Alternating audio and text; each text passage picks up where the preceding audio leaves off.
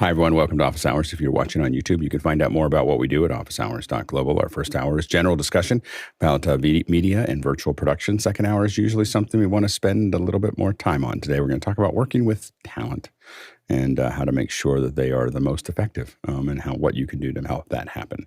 So we'll talk about that. And again, if you have other questions or things that you're trying to figure out, check out officehours.global. All right, let's go ahead and jump into the questions. Bill, what do we have? Our first one comes from Guy Cochran in Seattle in the USA, and he says, 50 tips I learned from office hours. What for you would make the list? Go ahead, Sky. That you need to look good and sound good and have good internet. So you've got three priorities, and that's your entire job. Go ahead, Nigel. So I think three things I've learned above those three are gain staging and how to do that, color grading, and the role of Dante. Courtney. Turn original sound on, and then when the garbage trucks come right outside the window, turn it off. Go ahead, Mitchell. All of the above and how to spend $1,500 to get a mute switch. Go ahead, Kenneth. Internet, audio, lighting, camera, background. Very good, Bill. There is no thing that is more mission critical than a good person in a job. Yeah, and I think that it's the power of a group. I think is the power of the panel of a group, a large number of people that can answer answer all these questions. I think again, when I started this, I thought that I would be the one answering all the questions, and I'm happily surprised that there were a lot of people that were smarter than me in so many places, and so I think that learning to let it go and let people answer those and know that they're going to have a lot of better answers than I would. It's been a good lesson. Go ahead, Sky. Again, catchphrases are critical and a nutrient-rich environment. Thank you, sir. Mm-hmm. And that community is king, not content. How much fun it is to sing "Happy Birthday" really horribly.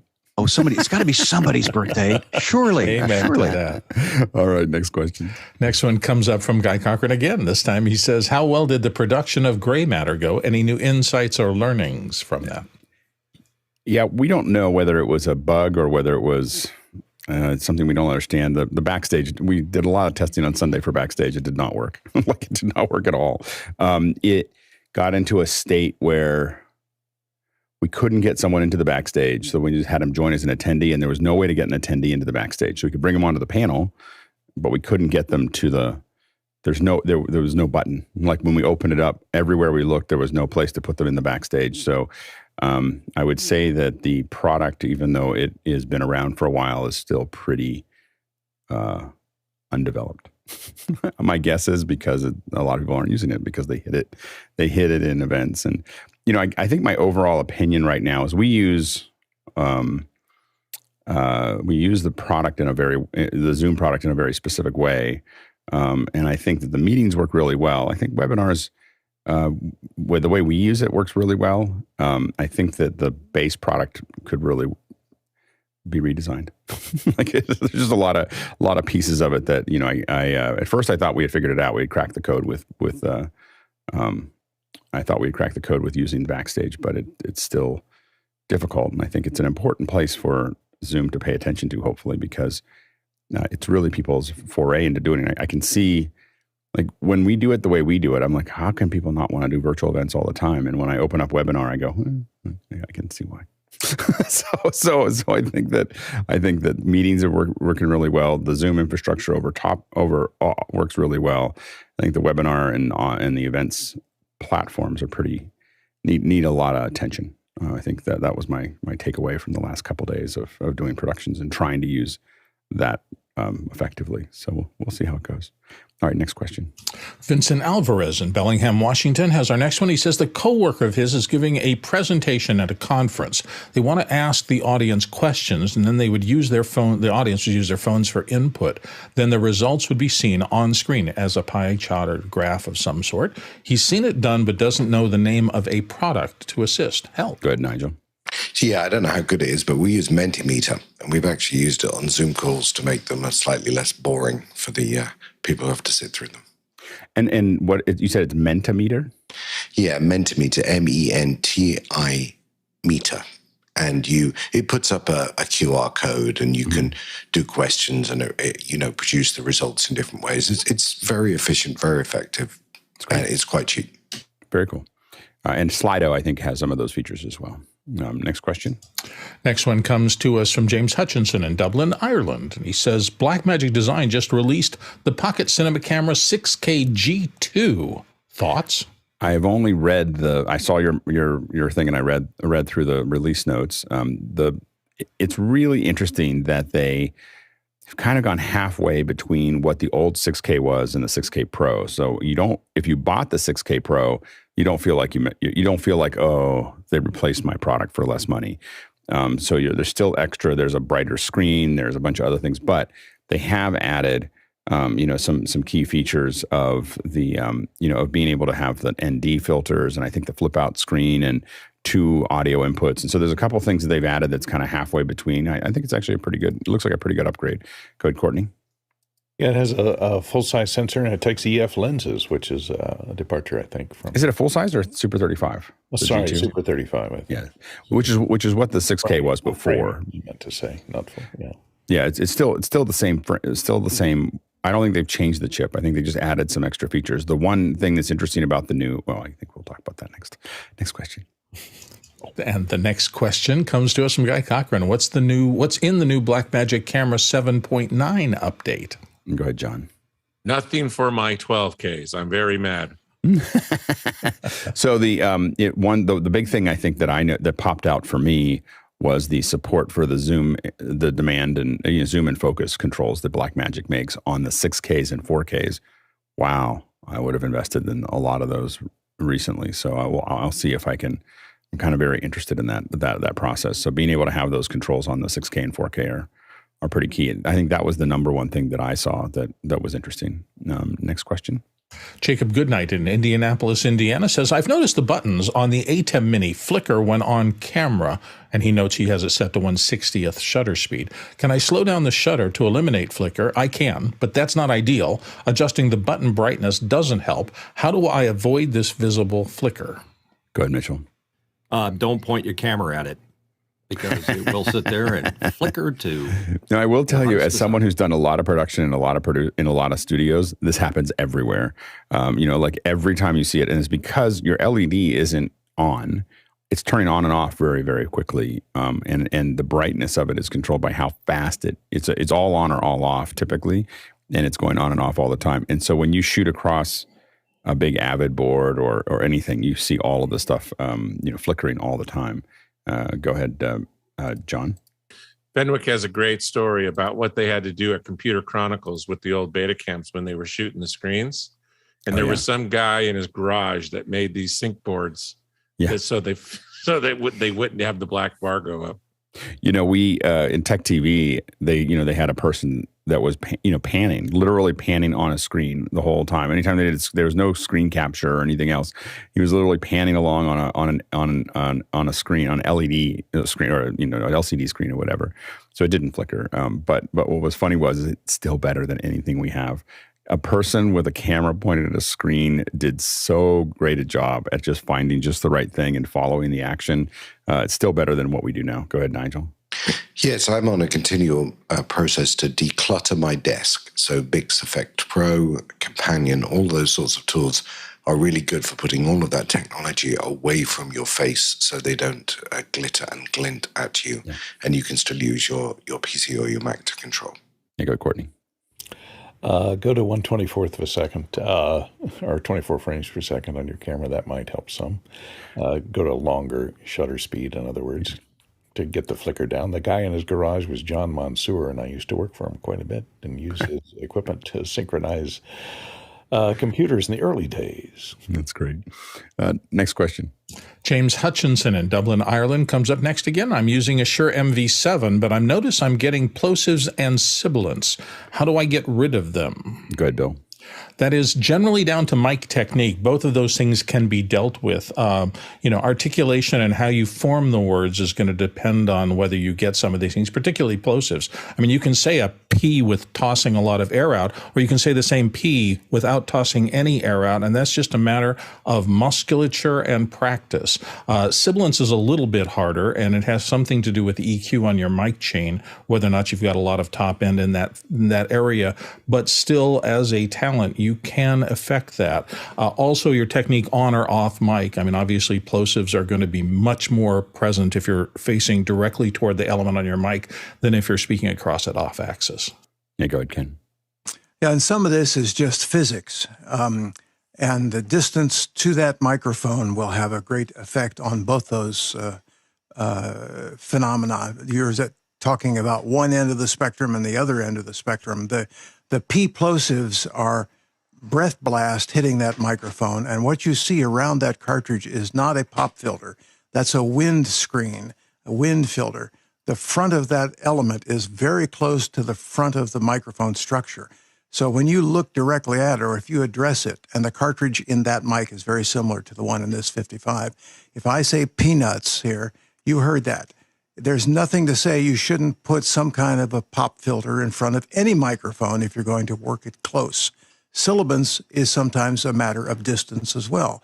I had expected Bill to give us the inverse square law here to tell us about how high frequencies diminish much more as the distance to the microphone increases. But you can do a little pop filter, and here's what I mean about that thing being a windscreen and not a pop filter. If you put a filtering device right in front of the microphone, Peter Piper, there's effectively no difference at all. But if you put it back a couple of inches away, Peter Piper, it effectively disperses all that air front. So the simple answer is get away from the microphone. Go ahead, Mitchell. That's an excellent answer. And I also agree with Bill. It's microphone technique. Plosives are tough. You have to sort of learn not to purse your lips when you throw that P out there. I kind of do it automatically. I'm sure Bill does too. One way you can tell people if they're new to reading is tell them to smile through the P's. If you literally smile, it forces your lips to be in a position where they don't likely bang a plosive sound out there.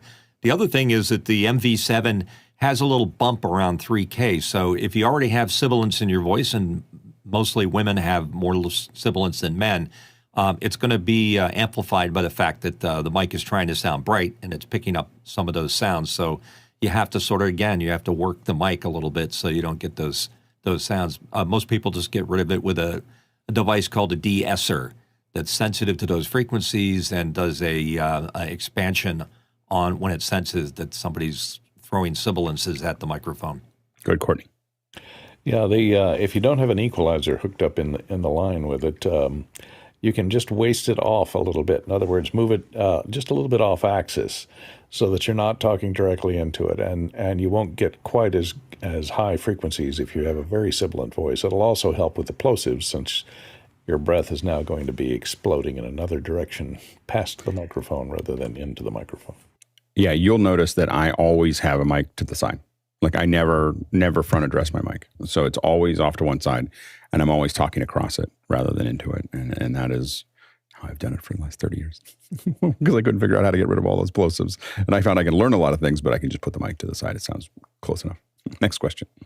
Chris Widener in Lafayette, Indiana comes up next. I'm working on a short-term bid for 6 live remotes for a regional radio station. Always be careful when you brag to friends about new equipment. What are popular sound effects libraries for broadcast these days? Go ahead, Mitchell. I like to use Sound Dogs. If you're looking for specific sounds, you can search a huge library, download multiple versions. They're just really handy. Other than that, you can purchase sounds. Usually, nowadays, with the sound effects libraries are based on a specific utilization, like action sound or explosives or military. It's very specific in terms of what you can buy. I used to buy the Hollywood Edge sound effects library, which is great. Still have it. Good, Bill. Everything Mitch said, it's getting more and more granular because all these libraries have migrated from the old days when they were originally on records and on CDs and things like that. Now they're all online in repositories. So you can search for, if you want, for example, the sound of a bee, you can search on bee sounds. And there are some search aggregators who will bring you results across multiple sound effects libraries and let you audition them. So it's easier than it was in the old days. There are just so many places out there that want to do this. And, we all have our favorites, but new libraries come out all the time and new aggregations of libraries. So it's something that's a constantly moving target. Good, Courtney. And you might know that it can get kind of expensive. Here's a variety of them: Sound Deluxe, Sound Ideas, and they're like $3,000, $2,000. That's for a membership deal to use the rights to those. So if you do a Google search, you can find a large number of them, but be prepared to pay the piper if you're going to be using them commercially. Good, Bill. Yeah, and there's more than one model. Some of them are subscription where you have to pay either a large thing one time to get access to the entire library, or you can buy them individually. As Courtney mentioned Sound Dogs, and I use them a lot for specific sound effects. And you can license something there for as little as $15 or $20 and get the rights to use that one gunshot or whatever. You go ahead, Mitchell. If you're buying them outright, that Sound Ideas library is really good. It's very extensive. It's been built over many, many years. And my favorite, the Hanna-Barbera cartoon sound effects and the Star Trek original series sound effects. Nice. Who what was that again? Which one has the Star Trek one? Star Trek has its own disc. They released it shortly after they closed the series down. That's you can get all the photon torpedoes, the turbo lifts, the Enterprise bridge, all of that. That's great. The other thing to look at is if you're on a Mac and you have GarageBand or especially Logic, there is an enormous reservoir of sound effects that are built into it for free. So you might want to look at those as well. Next question. Chris Widener in Lafayette, Indiana is next up. For a Usbc Tiny 4K, how far do you think would be the max distance for an active USB cable? USB-C is listed, but that covers everything and nothing, he notes. I don't know if it requires a USB-C. I think it can go to USB-A. So I don't think it's I think that it might need the USB 3 or whatever. So it may need a certain bandwidth, but I bet you can go as long as the active USB cable will go. So some of the Corning ones I think are 100 feet long. They're really expensive, but if they're active in single direction and fiber, you could probably take it pretty far to make that work. Although I would probably convert it with a little Geffen USB to Ethernet. Would probably be less expensive and more flexible. Go ahead, Courtney. Yeah, if they don't convert to fiber, the limit's about 35 feet for the standard copper type extension. That's with a repeater on the end. Yeah, and again, I use the USB to Ethernet, and the reason for that is it'll run 300 feet, and it's just Ethernet between it. You cut that fiber, and that was a lot of money. If you cut the Ethernet, it's cheap to replace. You can call Monopice, and they'll send you another one for $12. All right, next question. Tim O'Brien in Chicago, Illinois says, looking for a character or graphics generator software that we can pre-build graphics for a live stream. I've been using After Effects templates from Envato, but would love to have a library of Chyrons or ROS-like elements. Those are your old switchers. We can be using OBS, and we will be using OBS and an Atem Mini. I think we'd have to talk to who uses the different character generators. When I started, we were using Keynote actually, and just Luma keying it over top of those things. In the past, though, we've used everything from Expression to Chyron to Softron makes a CG. I think it's CG on the air, or that we've used a fair bit. And then there's Blue Titler, which will do those things. And so there's a lot of different options. Some folks use Mimo Live because you can build those all out and fire them, and you can do a key fill out from there as well. So there's a couple different options as far as what you can push out there. OBS has its own tools, so you shouldn't need an external one to do the keying. You should be able to put them in. It's mostly, I think, to the point is design and use. Go ahead, John. The one Ferguson uses is a PC-based system. It's called CharacterWorks. It's designed for live, for doing sport, sporting events and stuff. It's pretty good, but you still have to be creative and get the graphics in there. Yeah. Go ahead, Mitchell. I was just trying to get the website up. Blue has I think it's Blue Tech or Blue Titler. That's what I was. Blue Titler, yeah. They have a standalone, and they also have plugins for most of the systems. Yeah, and I think that there is one that is another one that ties into online data that we've been playing with but haven't used in a production is Singular.live. So Singular.live will take, and we've played with it a bit. And it's another one. And then, of course, another one that we use here is SPX. So SPX sits on, works with Casper. That's what we're using. The graphics that we're using for this show is SPX, and Tuomo puts it together. And great support and it works really well. It goes into a HTML5 page or does key fill out of an app using Casper. It's a bunch of tools there. I would highly recommend looking at SPX as well. Next question.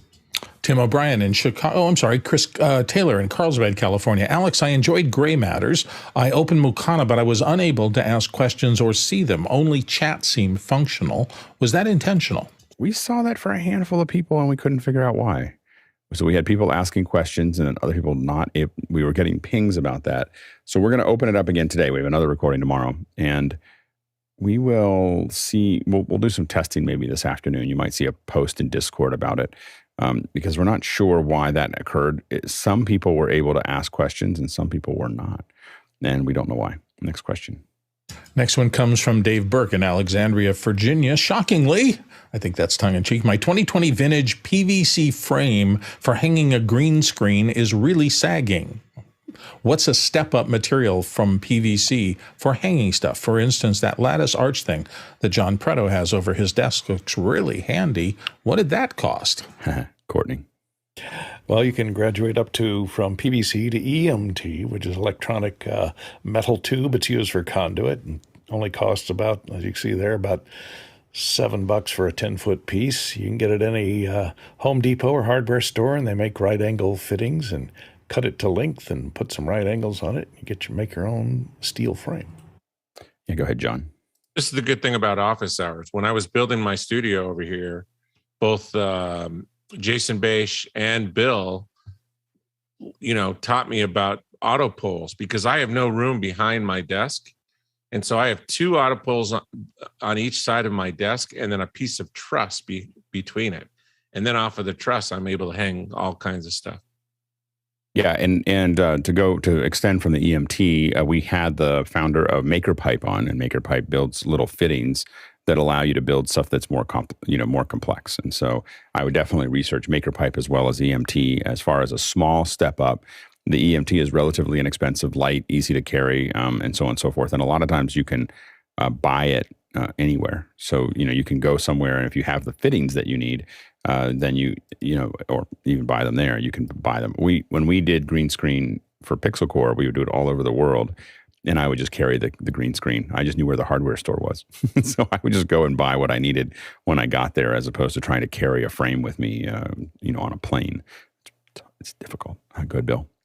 Also, remember that people have used the word truss, and in theater, that's a rigid structure that is designed specifically for this purpose, to span an area between two uprights and provide rigidity. They have it in box truss, which is kind of a four-sided, and triangle truss, which is three-sided, and it really does add a lot of rigidity, and it fights that idea of sagging between things. There are limits, of course, to that. You can't run a 50-foot small triangle truss and expect it not to sag in the middle, but that is really the tool that professionals use when they're doing something, and you want to make sure that it's completely safe and it doesn't fall down. Yeah, and the other thing that you can do that's a little bit more expensive is it depends on how far you're trying to span. So truss is great, especially if you have a lot of weight. For a green screen, I would say that you could probably get away with EMT for about 10 feet. Before it would really become problematic, and speed rail for another 10 feet. So you got good to get solid 20 feet out of speed rail. We used to use a lot of speed rail for this. It's just the connectors, the Hollander connectors, the speed rail that cost more money.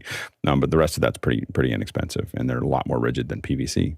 We did use PVC for a long time. If you see behind the scenes sometimes that I'm showing, we used, in fact, I'm looking at one right now. We used PVC for years, so it definitely can work as well. Next question. Kenneth Jones in Seattle, Washington says, Alex, it's National Hydration Day. Congrats, everybody. May we have an update on the Bluetooth water bottle? I have a Bluetooth water bottle. Yes, I was talking about it on Mac Break. Here it is. It tastes great. They didn't send it to me, by the way. There was no ad. This is no ad. I just, but I saw it. I don't know what I saw this on, and I was like, oh, and I started going to their website. I was like, I bet you I'll drink more water if I have something that tells me how much I drank. And it turns out, yes, I drink a lot more water when it does that. So this is called a Hydrate Spark, and this is the 32 ounce, which is absurdly big. I probably would buy a smaller one next time just because This one's big, but it's really nice in my office because I can set it down. It's kind of most of the day of water sitting there. I like it. I like it a lot. And it's cool that you basically fill it up, you calibrate it, and then you fill it up and you set it down, and the little the lights on the bottom glow for a second. It's actually weighing it, and then it passes it to your phone, and your phone keeps track of how much water you drank each day, and you get kind of a sense of it. And again, I'm a fiend for measuring things, and so if I start measuring something, I start doing more of it. And so it turns out that I'm doing more of it because I'm measuring it. Go ahead, John. Since it's National Hydration Day, I was wondering maybe you could build a fusion reactor and a desalination plant out at your ocean over there, Alex. And we'll run a pipeline to Vegas to fill up Lake Mead, and then we'll run some fiber optics on there too, so we can. I can see myself building all those things. I just don't think I'd be like, well, I got it working now. Have fun. I'll send you pictures. Go ahead, Mitchell. We were speculating yesterday that why stop at water? Let's have it tell you what, Mitch, it's too early to be having an alcoholic beverage. It's before 4 o'clock, or the sugar content of your drink is too high. Yeah, why not? Yeah, my limit is way later than that. That's good though. It's good. Yeah. Next question. Chris Widener of Lafayette, Indiana, back again with, has anyone seen the USB to HDMI or USB to NDI gear that was announced in the wild? And if so, how well do they work? I have not seen those things. I mean, we've used USB to HDMI, definitely USB-C to HDMI. Those are converters that we use on our computers and our iPads, and those work great. USB to NDI, I haven't tested. Next question. Next question comes up from Thomas Phillips in Murphy, North Carolina. Using iPad mini mounted on a monopole to record and cast group training. Need to improve audio in a quiet room or beside a ditch with utility equipment running. Must be mounted to the pole for mobility. And he's got a link there that I think shows the rig that he's working on. Yeah, go ahead, Mitchell. No, I was just going to say there's a number of shotguns. I think Rode has an NTG5 that has a mount on it. You can clip it right to the top of the iPad. Yeah, I probably use the Saramonic because then you can decide what mics you're going to use more effectively. So I think the Saramonic's probably the best one there. The challenge you have with the Saramonic is that the preamps are not great. So you kind of want to feed it something pretty clean. So you just got to depend on how much you can spend and what you can spend. But having another recorder in between the Saramonic and the microphone will give you, something with a limiter or something that does 32-bit or other things like that would help a lot when it comes to getting that in. The Saramonic will peak I have a couple of those, and they will peak relatively easily. And so that's the thing you have to be kind of challenged with. Go ahead, Bill. The other thing is that we're doing more and more of this where it used to be that when you mounted something on a pole, the whole sound industry was set for transmission. They had plugs that you put into the bottom of a dynamic mic or other mic to get the signal out. Getting the signal in on these rigs where you're taking a camera and putting it on a monopole or something else that's kind of movable, and you want the receiver to be there. That's one of the reasons I went with Sennheiser's AVX system. It isn't the world's best sounding thing, although it does fine for every client that I've ever had, but it's so small in form factor that it didn't throw off the balance of anything where I was trying to put it remotely. So it's that receiver and transmitter combination both being small enough to pole mount that is something I look for, and I think we're getting more and more gear in that range. And for our producers, I'm just letting you know we're tearing through these questions. So you might want to throw a couple more in there if this is a good day.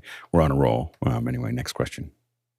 Next one comes from Douglas Carmichael. One of the selling points of SoFi Stadium in Los Angeles is that it can be a hub for global events. With the work we've done as a community, and he notes office hours, space, conversations with Tony Mobley, and so forth, does that bring global events within reach of anyone with the motivation?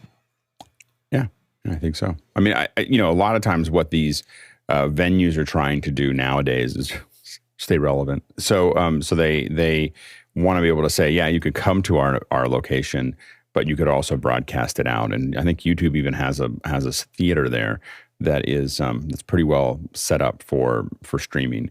And there's a lot of bandwidth. So the new facilities have enormous amounts of bandwidth and enormous connections for. I mean, some of the I don't know about SoFi, but some of the basketball ones that I worked at have hundreds and hundreds and hundreds of APs. It's like every 10th seat or something has an AP to make sure that you really can be connected. So they are trying to figure out how to take advantage of that process. I think so far it hasn't been super successful or compelling, but they're getting there. Go ahead, Bill.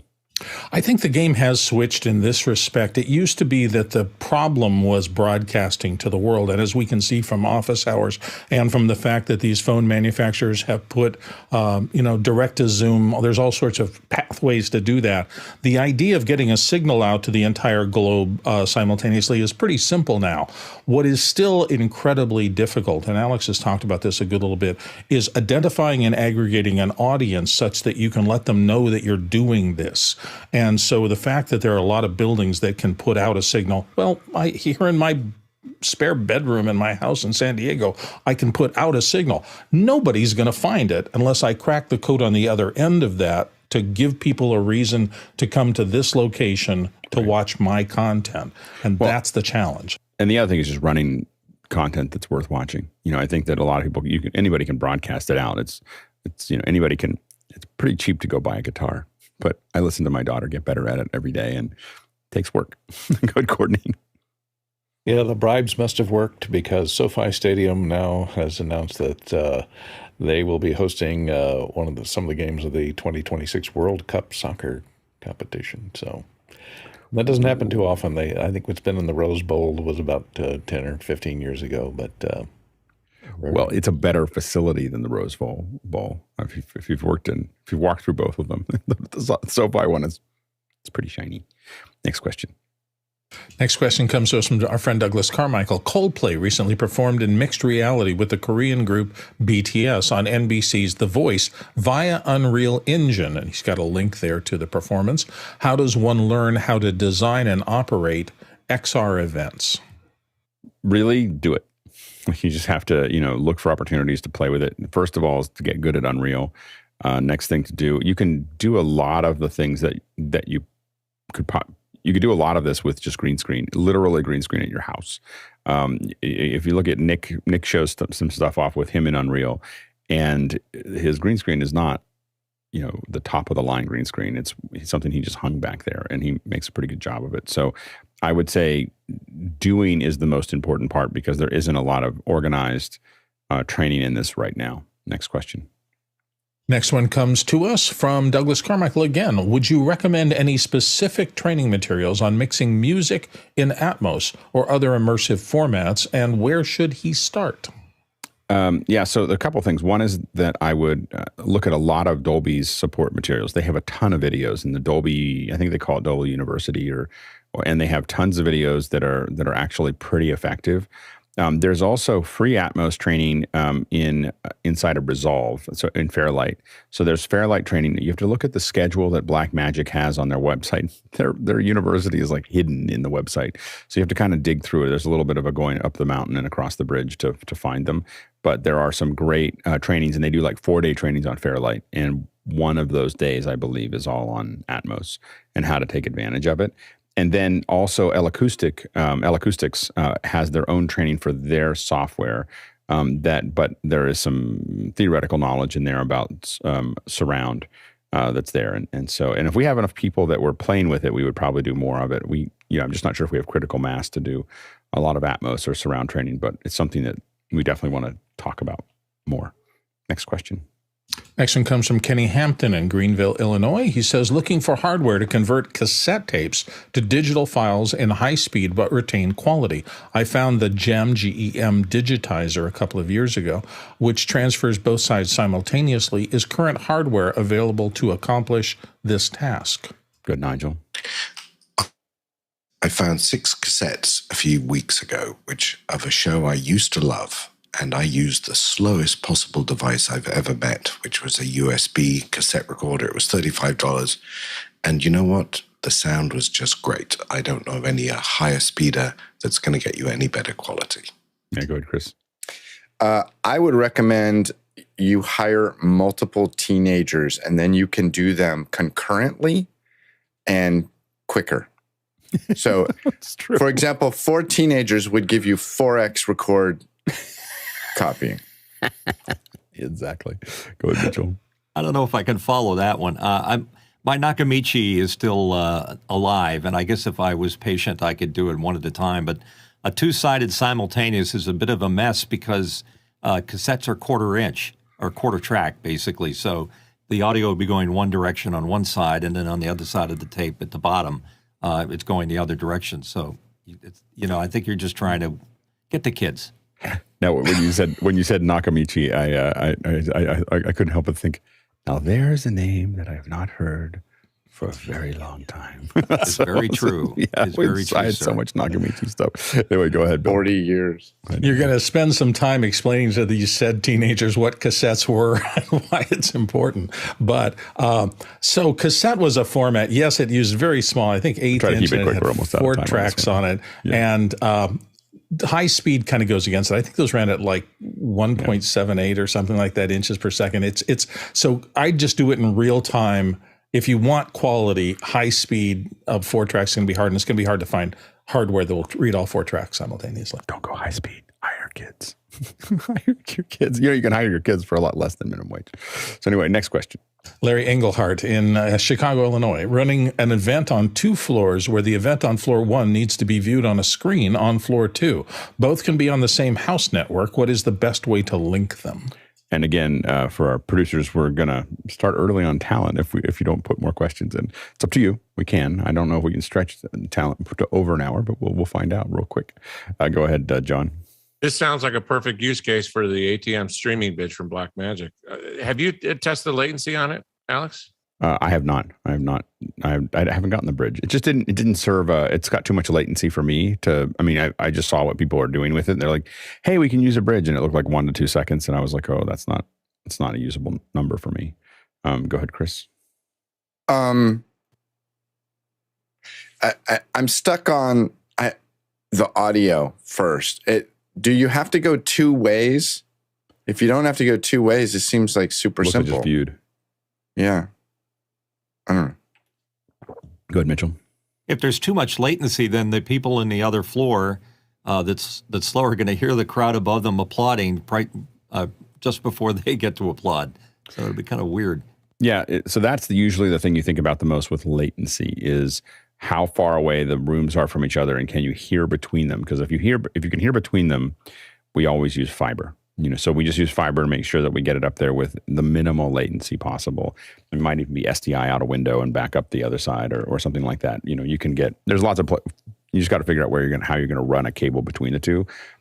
Folks, might use NDI for this. So NDI could possibly be another thing that you could push up there to put them both on the network and put them there. There are a variety of multicast networks that we've used in the past where you have a series of receivers, and then you have a transmitter, and you just push it out, and it can go out to hundreds of locations in a given locate. There's a little bit of latency, but not a lot.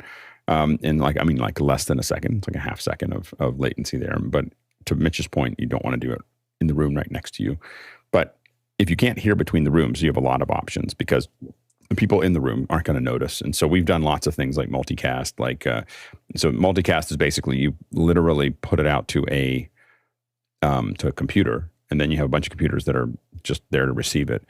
We use Wowza a lot for that kind of thing, and then just make it available, and it's worked great. So there's a lot of different ways to manage that. Next question. Well, Larry Engelhardt is back. It says 1 way, and the event is tonight. No pressure. Go ahead, Chris. So, Larry, I will say that we are really good at recommending like the very, very best, and Denver do this, and you couldn't possibly get away with that. But realistically speaking, if it was tonight, I don't know how far it is.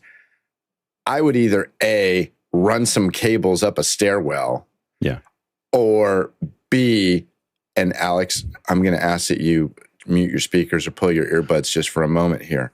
You could probably get away with NDI. The question is, can you get the NDI today? It'd probably be easier for you to go to.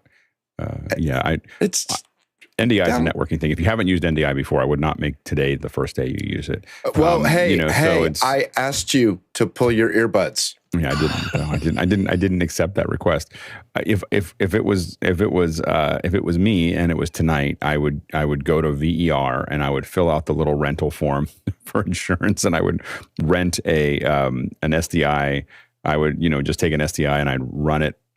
Rent the cable. The cable in the boxes will cost you like $100, to rent it from VER, and then you just run it up the pole. But some rental house will rent you what you need, and then you just run it through there. But I would do it quickly because you only have another couple hours to do this.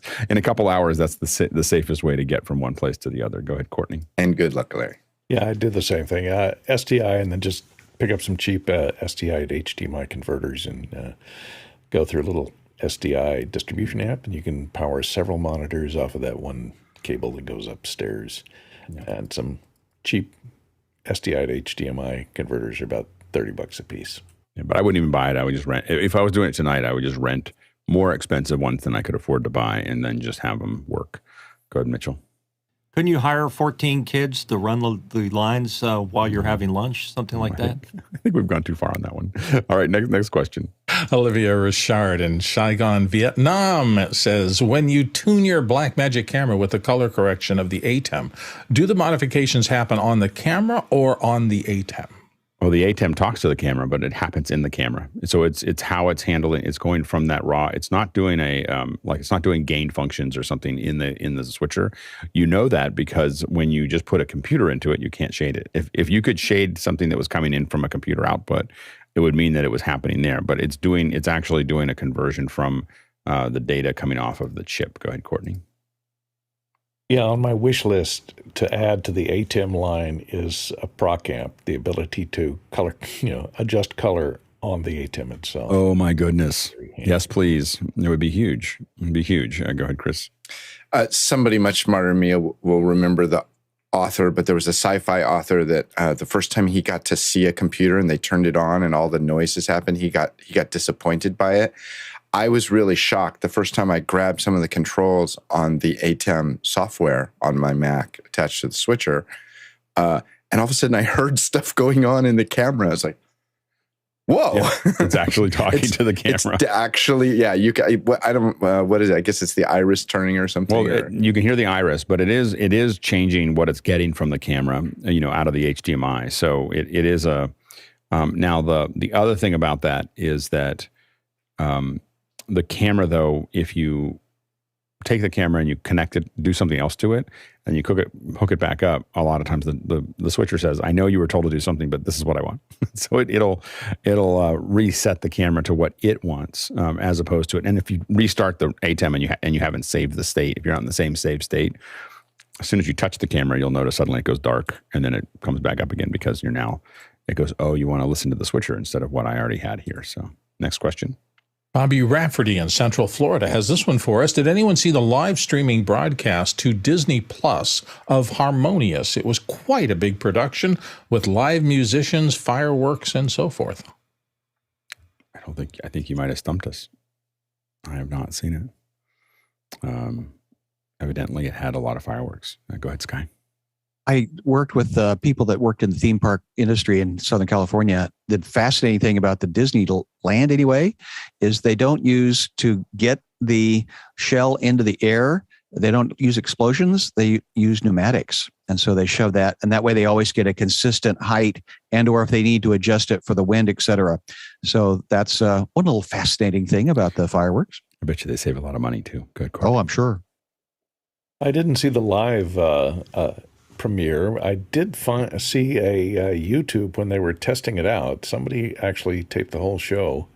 I think they put it on YouTube, where I think I saw it, the Florida setup of Harmonious when they were previewing it down there before they officially opened it. Next question. Next one comes to us from Douglas Carmichael. Would I get acceptable performance from Unreal Engine 5 on my 2013 Mac Pro for learning it? How performant is Unreal Engine 5 on Apple Silicon Macs? For the second question, I don't know. I haven't really pushed it that far. On the 2013 Mac Pro, absolutely not. It will not perform well on it. It barely performs well on a Mac in general. And the 2013 will be much too old for the graphics that it expects. Go ahead, Courtney. Yeah, it really wants to see an NVIDIA card in there. And since none of the new Mac G series has, M series has any NVIDIA CUDA cores, it's going to be tough. Yeah, next question. Chris Widener in Lafayette, Indiana says, it may seem like an odd question for this group, but is Samsung DeX, DEX, worth looking at for client contribution, or is Android always just going to need Tylenol? I don't understand. I don't understand that question. There's a lot of terms in there that they all make sense separately, but they don't make sense together. A new desktop world. Yeah, go ahead, Courtney.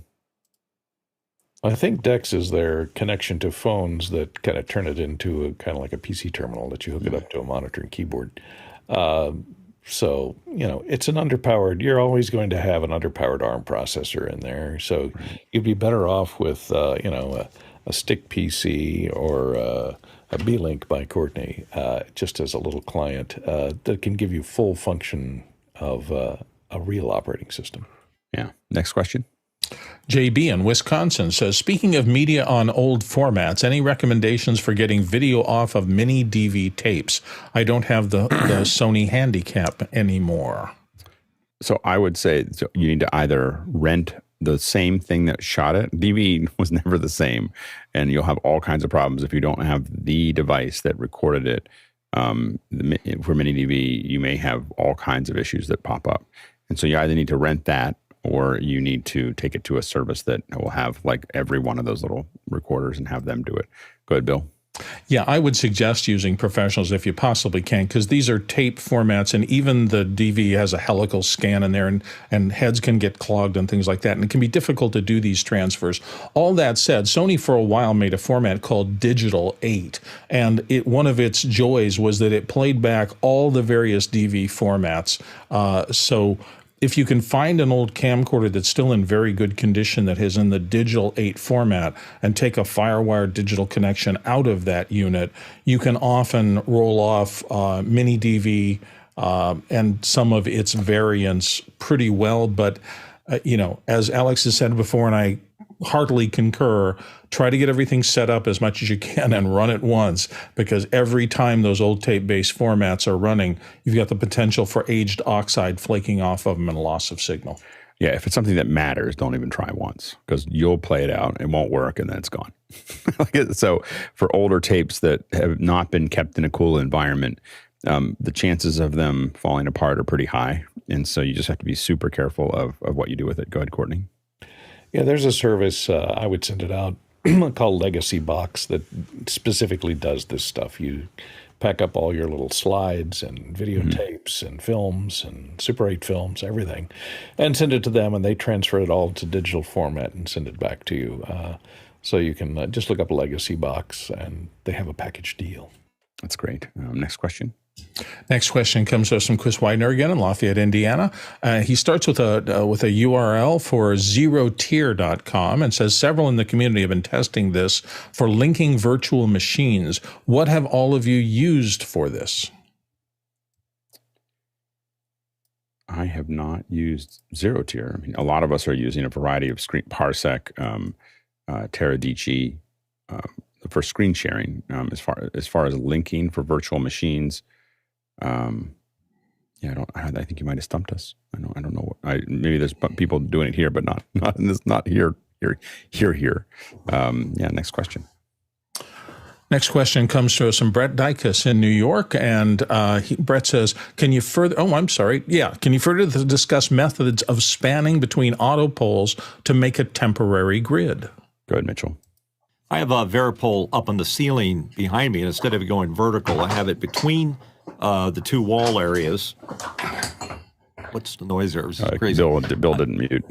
Oh, okay. I just was wondering what was going on. The pole might be falling. Yeah, exactly. And then the best bet is to make sure that you support it if you're doing it horizontally to your grid above you too, because there's always a chance that it might start drooping and fall. Any other tidbit of info? Make sure that at the 2 points where it mounts to the wall that you put a plate or some piece of wood there to keep it from punching a hole into your drywall. Yep, go ahead, Bill. And I apologize for the sound. I had realized that right behind me, I had one of the solutions to this. The Autopole system from Manfrotto has been around for a long time, and there's all sorts of devices that they have for making the transition from the vertical Autopole to horizontal. I'm holding in my hand one of them that I have here. It's basically a Mafer clamp that has been, or a Bogen super clamp that has been put on a spud into a piece that goes down a crossbar. So that ecosystem has tons of ways to put what we used to call a goalpost across between two auto poles. This is only one of many ways. So, that Cardellini clamps, a whole bunch of grip gear will allow you to make that transition. Go ahead, Sky. I went ahead and bought the extension for that auto pole. And that way I put two auto poles in Madeline's roof in the ceiling of her kitchen, and then did a counter angle so I could get my pseudo grid above the kitchen. And also I could hang cameras up there as well as the lights that are LED lights now, not the big heavy versions. Next question. Next question comes to us from Albie Lopez in San Antonio, Texas. And Albie says, can you use a touchscreen PC as a live video telestrator like Alex uses with a Wacom and run it into an Atem using a Mac Mini to stream out? Yes, absolutely. Yeah, there's nothing about the Wacom or Wacom tablet that makes any difference. It's just an input to the screen. Next question. Douglas Carmichael asks, when using Windows in a production environment, how do you keep the Windows desktop from showing on air? I bet that would especially look bad if you're running AR or XR content.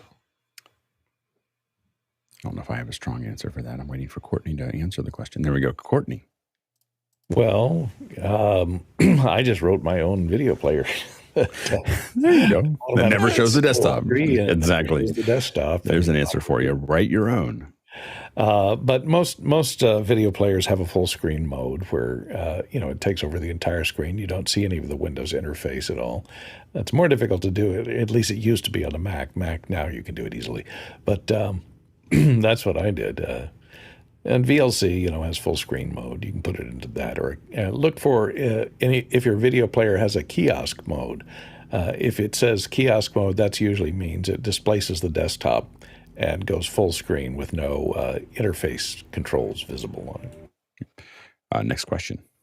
Our next one comes from Albie Lopez again in San Antonio. Has anyone used Touch Portal as an alternative to Stream Deck, and would you recommend using it for production?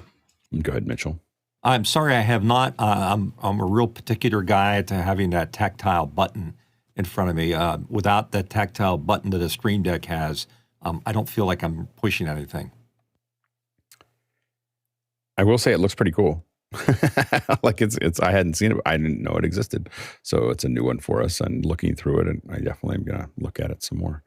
Next question. Olivia Richard is back from Saigon with the Blackmagic Update 7.9 implements a hidden feature of the Pocket Cinema camera, gyroscope data of the camera into the metadata of the video files. The clip can then be stabilized on DaVinci Resolve. Is anyone excited about this new feature?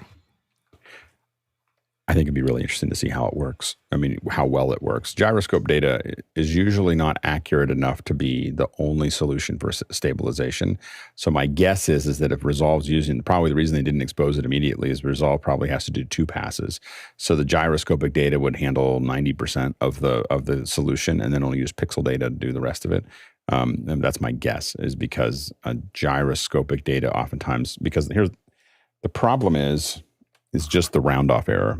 So where you are at this center point that's there, but every little thing that's wrong with this calculation, any errata out here where the camera's pointed, like this might be 20 feet away, that a 1 degree here can be like this much here. And so the problem is that, and it can't be more than a pixel to track. So it has to be very, very accurate. And gyroscopic data tends not to be able to have enough, literally enough points of accuracy to make up for 1 pixel on the far end of the camera. And so it's just a physics problem that it's very hard to have gyroscopes give you the only data that you need for tracking. So they do get you a lot, and then you can use the pixel data itself to do the final correction. Next question. John Pretto in Las Vegas. VidCon just came across my news desk. Does anybody have any details? It's going on right now at the Anaheim Convention Center. You know, VidCon for a long time. I need to get some folks on from VidCon. There's I've lost track of it. I've spoken at it a couple times, but I haven't. This is something that used to be very much connected to YouTubers, and that now has become very connected to TikTok because TikTok kind of took over. In fact, I think TikTok is now like the main sponsor of it. Go ahead, Sky. My daughter is actually working for one of the founders of that, and they're based in Missoula, Montana, but she is actually physically there now. So I'll get a report. Yeah, no, absolutely. Next question. Next one comes to us from Albi Lopez in San Antonio, Texas. When presenting a slideshow with minimal text and images into Zoom, what's the best quality for viewers to see without using screen share? Presentation screen into an Atem? Should they use SPXGC? Go ahead, Bill. Part of this is the problem with resolution. Back in the old days meant a thing. You know, you were probably broadcasting and you were in NTSC or one of the other foreign formats, and you knew the raster you were delivering into. Today, in the world of computers, you're never really quite sure of the raster that it's going to be viewed on. And with things like Zoom, they only give a certain amount of resolution out typically. I mean, we're very fortunate here in office hours because of a lot of connections and Alex working hard to get everything in the highest quality possible. We can export 1080 in our Zoom meeting, but a lot of meetings can't. They're really limited in terms of the bandwidth they go out.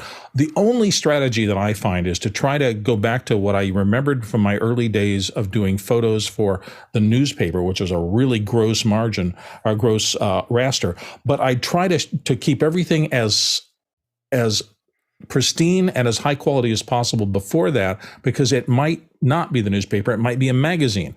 And here, if you can keep things at the best quality possible in all of your production and only dumb it down at the last stage, you're going to make your content as future-proof as possible, which I think is important. Go ahead, Courtney. Yeah, screen share with gives you a higher resolution but a lower frame rate. If frame rate doesn't matter, it'll work fine into an Atem. And if it looks fine, if your presentation, set your monitor to 720p and run your presentation and look at it on that. If it looks fine on 720p and you don't see small fonts breaking up or disappearing or verticals disappearing in your small fonts, it should be fine for Zoom. Just to use it, run it into an Atem and use it like your regular video, as if it were a webcam.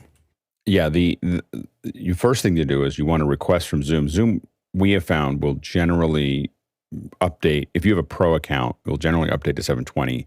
So if you're paying for it, they'll generally go to 720 if you ask for it. So you have to make a request through feedback to do that, or through support.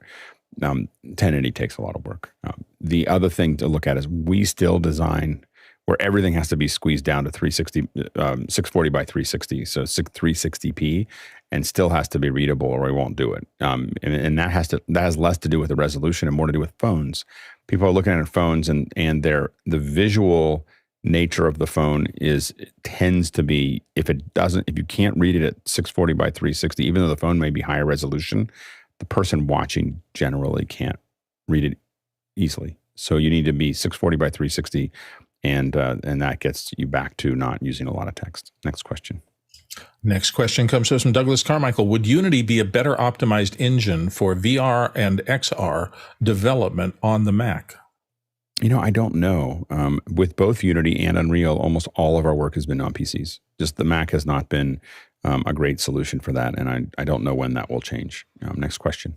Douglas Carmichael wonders what PC hardware maker with NVIDIA graphics is the most Apple-like in aesthetic? Go ahead, Mitchell. Yeah, I find it hard to reconcile the term Apple-like in aesthetic. But if I am going to use a PC for graphics and things like that, I prefer the HP Z series. I got two Z series 840s behind me, NVIDIA cards in them. Are they like an Apple? No way. There's not even close. Go ahead, Courtney.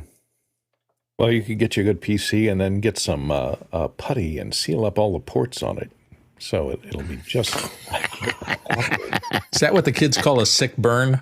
Or I use I would think seriously, Alienware and the high-end Dell graphics laptops that have the NVIDIA chipsets in them, the RTX series, 3070, 3050s, through 3070s.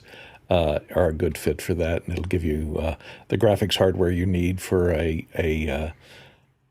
nice little, in the XPS series from Dell. I think it's Dell or HP, Dell, and it has the most Mac-like appearance. If that's what you're going for. If you're going for form over function, the XPS series probably works better. There you go. All right. We are now changing subjects to our second hour, talking about talent.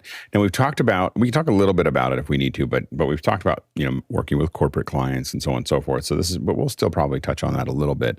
But really the idea is when we talk about working with actors and working with above the line talent, it's a whole different world. And I think that a lot of times folks don't know how to do that well.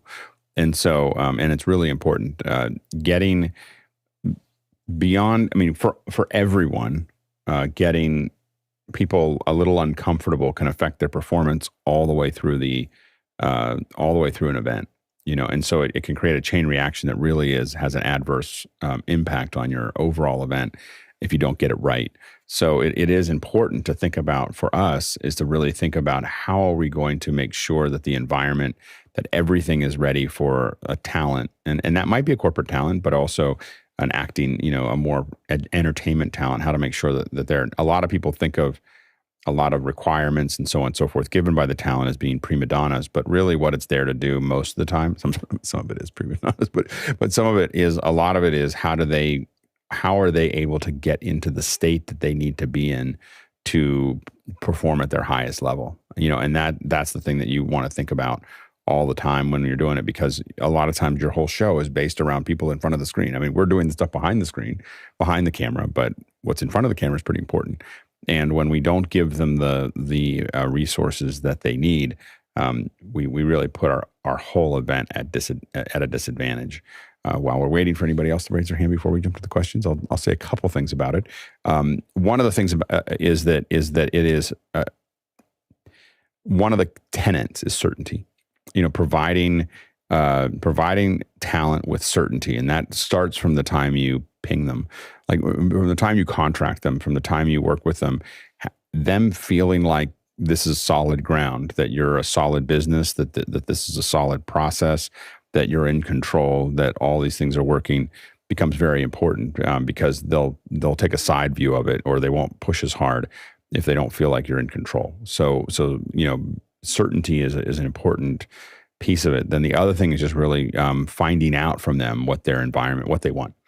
For the most part, what most talent want are things that are not particularly difficult to do. Now, some of them can get a little out of hand, but if you can find as much as you can to fulfill those needs. The other thing you want to be careful of is not trying to, some people will ask for a lot and not trying to fulfill so many needs that you don't fulfill any of them well. Because then you get back to certainty, and not being able to provide that. And so they think you're going to do something cuckoo because they asked for it, and then you're not going to get it done. And so, but a lot of it is, we pay a lot of attention to things like what kind of food do they like? Do they have, do they like tea or coffee? And if someone says, I like coffee, we want to know what kind of coffee do they like and what kind of tea do they like. It's not just, if that's something that's important to them. If they like candy, what kind of candy? If they like, if they have certain drinks, if they want Diet Coke or whatever it is, you figure out what those things are very precisely.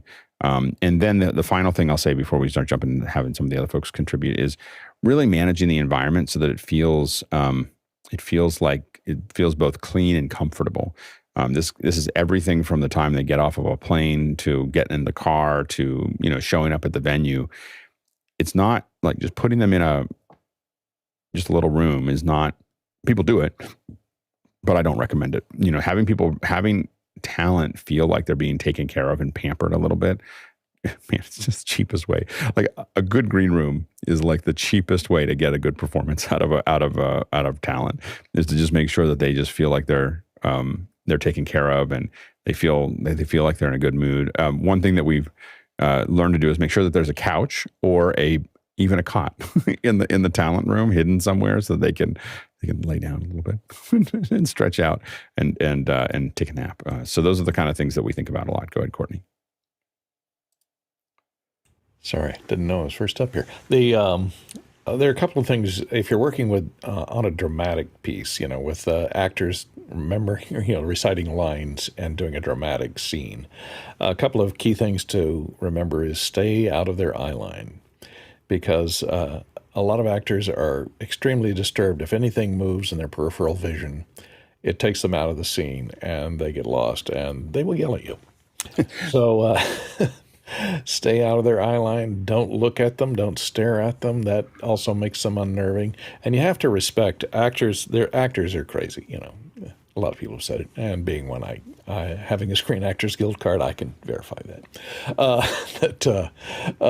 You have to respect their process. There are many different processes that actors use for bringing the emotion to the part. Some of them insist on staying in character even between takes. For the entire production, they'll say, "Call me by my character's name. Don't call me by my real name."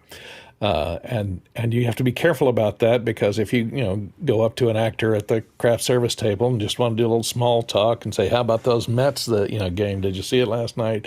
and they bite your head off because they're playing a serial killer. It's just them staying in character, so it may not reflect their true disposition. So you have to respect their process and give them room to exercise it, because they think at least it gives them a better performance by keeping an even character. Yeah, and I think that people underestimate how hard it is to be an actor. Like just as one, it is. There's not that many. Like, you watch a lower budget movie and you'll realize that the cliff falls off really fast. Like it is an amazing thing for someone to be able to emote something effectively that carries over on the camera or the microphone or whatever, whether it's audio or video, is extremely difficult to do well. And it is some people are very natural at it and they can just do it, but most people work very, very hard at it and they have to think really through it. And so, it is. Again, look at anything that's kind of literally slightly lower budget and sometimes big budget with the wrong person, where, that person has had a lot of training. They worked really hard at it and they're still not very good, and they're still not able to, get that across. And so it is a very, very hard job to do well. And it requires being totally present. Presence is such an important piece of this puzzle. And anything you do that takes them away from being present to the character that they're trying to, push out, to what Courtney, that there's a famous leaked audio of Christian Bale just tearing someone apart who made some noise while he was in a dying moment, or he was in a very, very, emotional moment. And this person broke his train of thought and he just went off on him. And I think that a lot of people said, "Oh, well, Christian Bale, he's bad." Almost anyone worked in production was like, that guy had what was coming to him. Anybody that I work with would have been like, "Yeah, that guy deserved to be yelled at." Like, you don't do that when an actor's trying to in that kind of moment. You do not. Like, if I was the producer, the guy that Christian Bale was yelling at would be gone. Like it would just be like you're done, because it was dumb. It was dumb. Like when I've been on those sets, and when they're in a quiet moment, you do not move. Like unless you're doing something, you don't move, you don't adjust anything. You just sit there and everyone's frozen, because it's the hardest thing for them to do. Like the hardest thing, a subtle emotional moment is the hardest thing for an actor to do. And it's really hard to get back there if they don't. And it can be really expensive, because actors will walk away and they can't do it again for another, half day, because they got thrown off and they're mad and they're having a hard time with it. And that cost you, as a producer, that might cost you $50,000, for them to do that. And so it's not an inexpensive problem. Go ahead, Sky. Well, the irony, of course, is that Shane Hurlbut tells that story because he was the one, as the DP, adjusting the lights when they were doing a rehearsal. And so that Shane actually tells that story. Was the DP? I don't know the story. I just heard the tape. He was the DP, and he was doing his job while Christian was, preparing for his role. But yes, as an actor, the personality is what you're there, and their job is to create on cue, in the moment, an event. That Probably the DP would get to stay. I would just tell him not to do it again. Shane got to stay and finish that Terminator movie Batman. Anyway, so yes, but Terminator. Yeah, it was a Terminator movie, and so consequently, that funny that you would mention that story that Shane, in my world, that's one of the most famous stories of an actor blowing up at someone on set. And again, you have to be at a certain I'm glad that this guy noted that you have to be at a certain level within the set to survive, turning an actor inside out, it's not something that they take lightly. And again, even in rehearsals, we would just stop and no one did any, on the films that I've worked on, which are much smaller films than Terminator, everybody stops when they're going through the scene, and everybody and then we make a bunch of adjustments. Then as soon as they stop, they go cut, and then suddenly there's all everyone's got all these things they got to fix for it, and then they go do it again. But doing it while the actors are doing it is not something I've seen ever. Go ahead, Bill. It's easy to think that this only happens at the Hollywood level, but I've cast and been involved with hundreds and hundreds of corporate videos. And most of the time we hire people who are spokespeople who can read and perform on camera, and they look great and the rest of that. I've had maybe 5 occurrences over the course of my casting career, casting hundreds of people, along with my wife for these various roles. And I remember those 5 times that I had an actor or actress. First time it happened with an actress who was so good. This script was terrible. I mean, this script was awful, and we had to do it the way it was written. And I kept forgetting that I was directing an actor, and she would finish a line and I would stand there with my mouth open because I thought that was just her talking to me.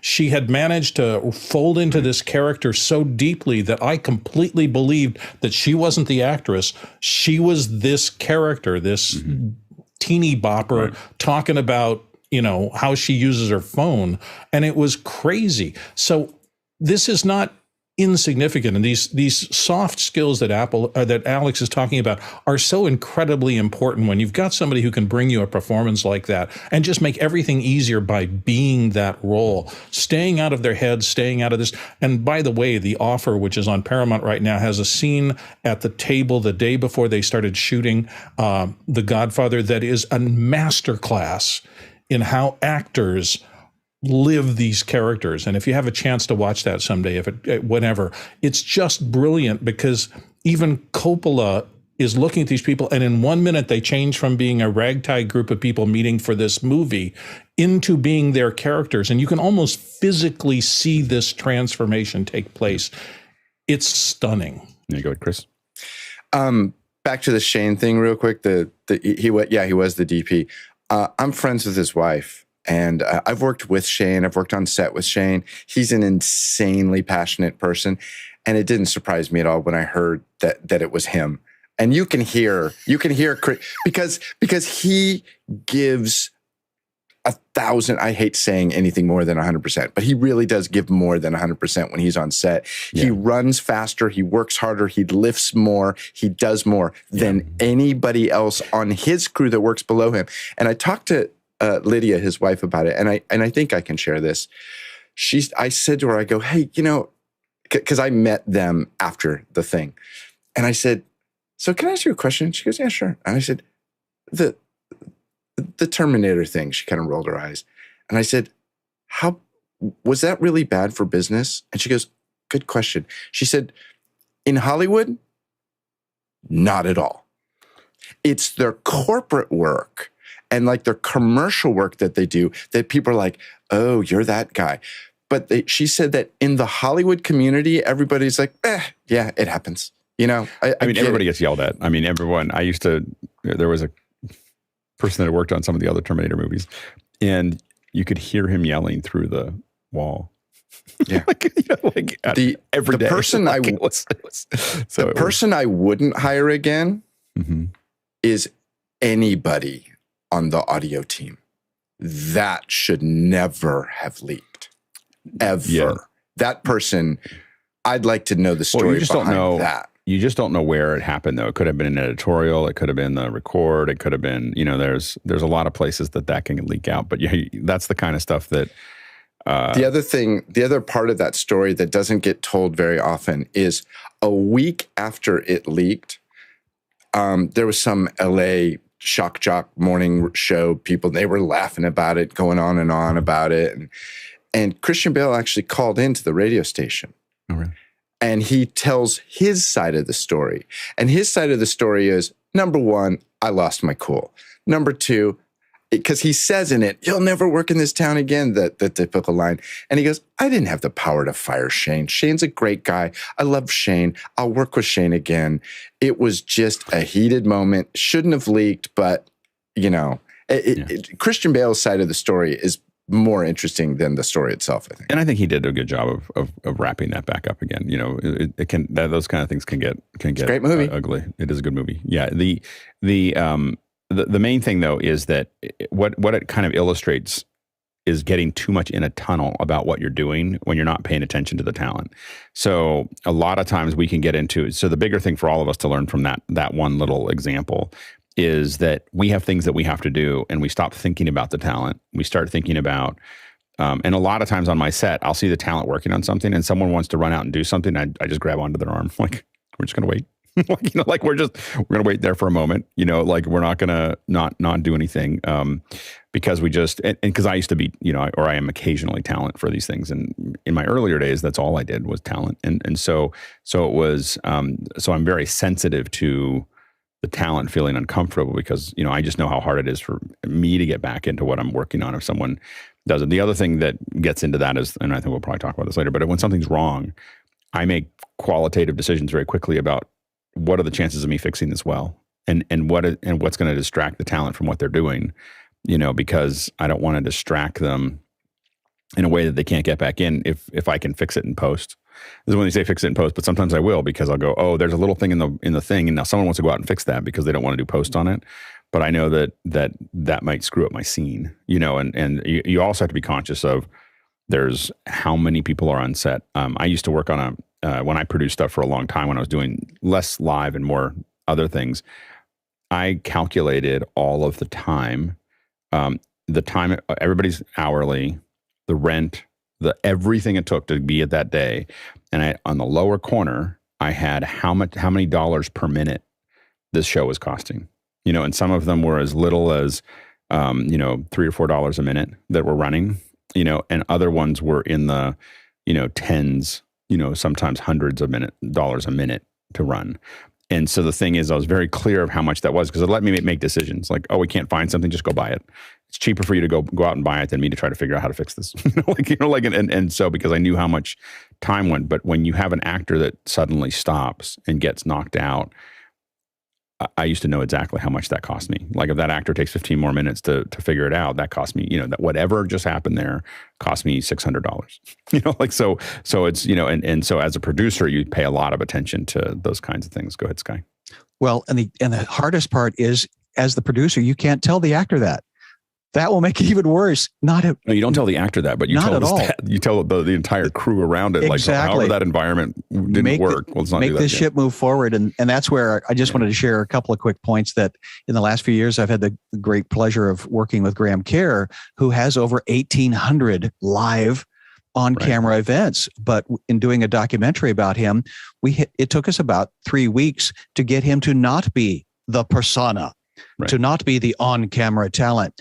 Ironically, in working with Madeline Smithberg, she was 30 years behind the scenes, and this was her first time for being a talent.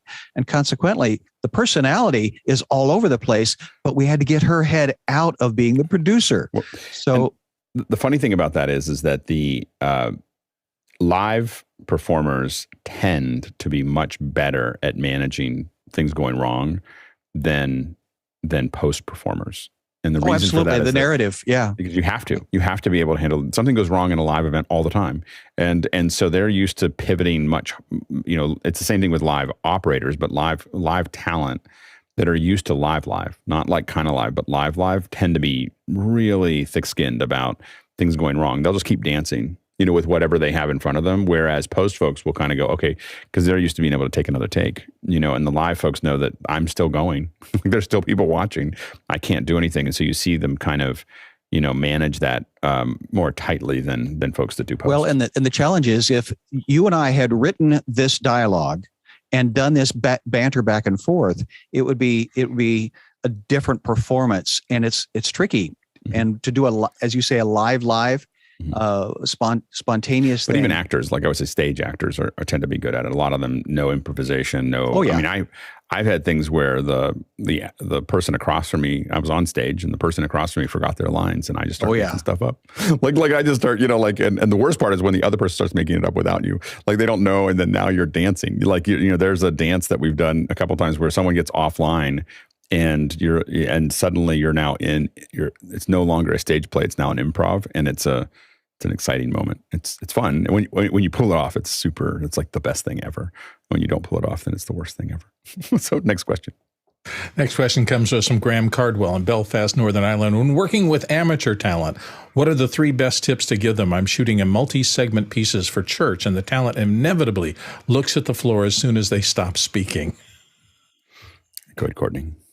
Yeah, give them a place to look. If they're supposed to be speaking to someone, be in that position or put that someone that they're supposed to be speaking to where that person would be in space. And if they're supposed to be speaking to the lens, that's where an interrotron comes in and put your face in the middle of the lens. So they have someone to make eye contact to. Because typically, when if a person is being directed and you're off camera as the director, a lot of times they'll finish the line into the lens and then they'll look over at you as the director for approval, and you want them to keep looking into the lens. You got to drill into them. No, keep looking into the lens. Don't look at me. We need some air at the end of it to cut out of it or dissolve out of it. So keep your eye direction until I say cut. And so that's a good tip to give them. Try and make them feel at ease. I think one of the other questions here has to do with comedy on the set, and you have to use it judiciously because if it's a dramatic scene, by no means have any levity on the set because it takes the actors out of it.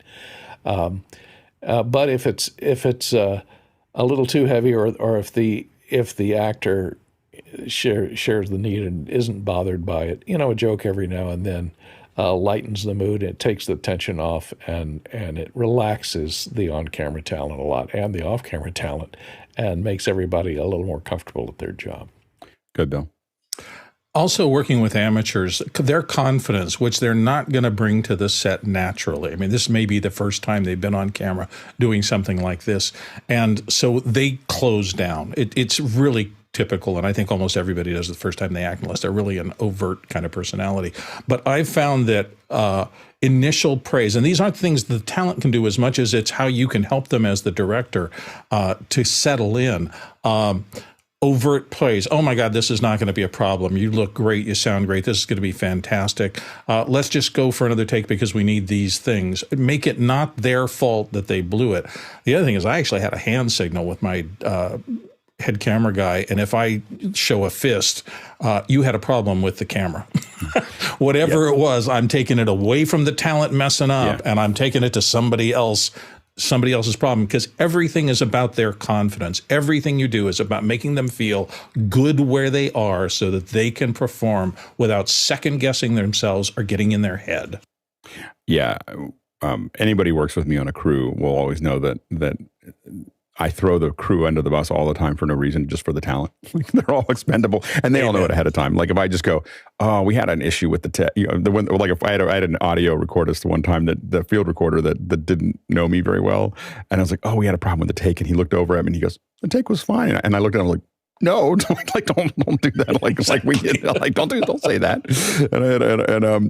Or I said, the biggest thing that I use oftentimes if we're doing records is we heard a plane, or there was some mowing outside, or something, there was some kind of click. I try to use something environmental, like, or the light came through on the background, something that they wouldn't see, that I can, and usually all those things happen all the time. It's not like you're necessarily, it's just that you just decide to take address to it. But and I try not to do things that are absolutely untrue. I just take things and I exaggerate them a little bit, of things that, I'd really like to reframe that a little bit. Let's try that one more time.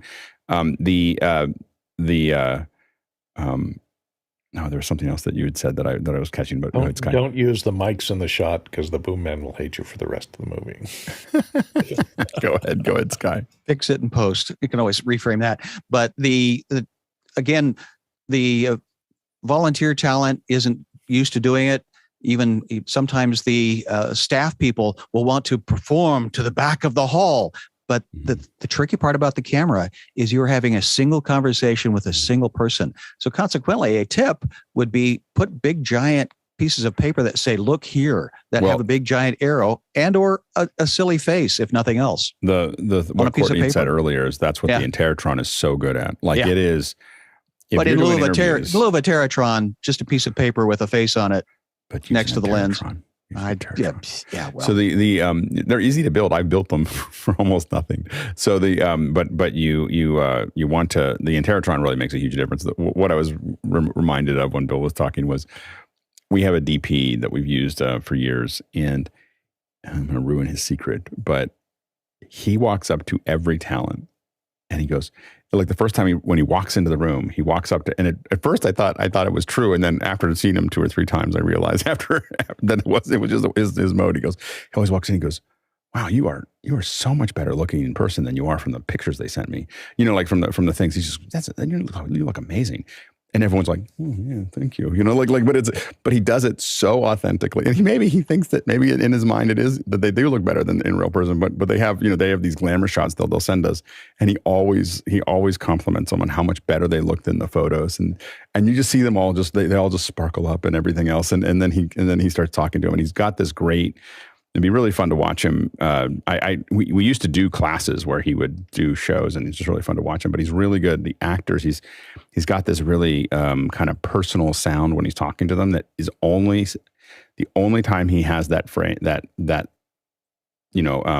sound out of his voice is when he's talking to the actors. So we're gonna we're gonna do this thing, and it's very, and then he goes, okay, let's go, but it's always quiet, almost a whisper, but not quite a whisper, and very, very gentle and excited at the same time. It's funny to watch someone who's done it for 20 years, who's really good at it, and you see that he pulls stuff out of actors that no one else does. Yeah, go ahead, Bill. That is one of the skills of directing, and people toss it away, but the interaction you have, one of the reasons that look off camera thing was created was because with amateur talent, if you can get them to focus on you as a director next to the camera, and I always used to have people put a light on me or whomever was running the interview. So I want a connection between the actor and that person, and that person's number one job before they start the actual interview is to establish a relationship and get the interviewee talking to you as a person, because then they get out of their head. And if you can find, let's talk about, oh, that's a great dress, where did you get that, or whatever it is, to get them out of thinking about, oh my God, I got to perform. Oh my God, they're gonna the teleprompter is gonna roll, and I better do this right.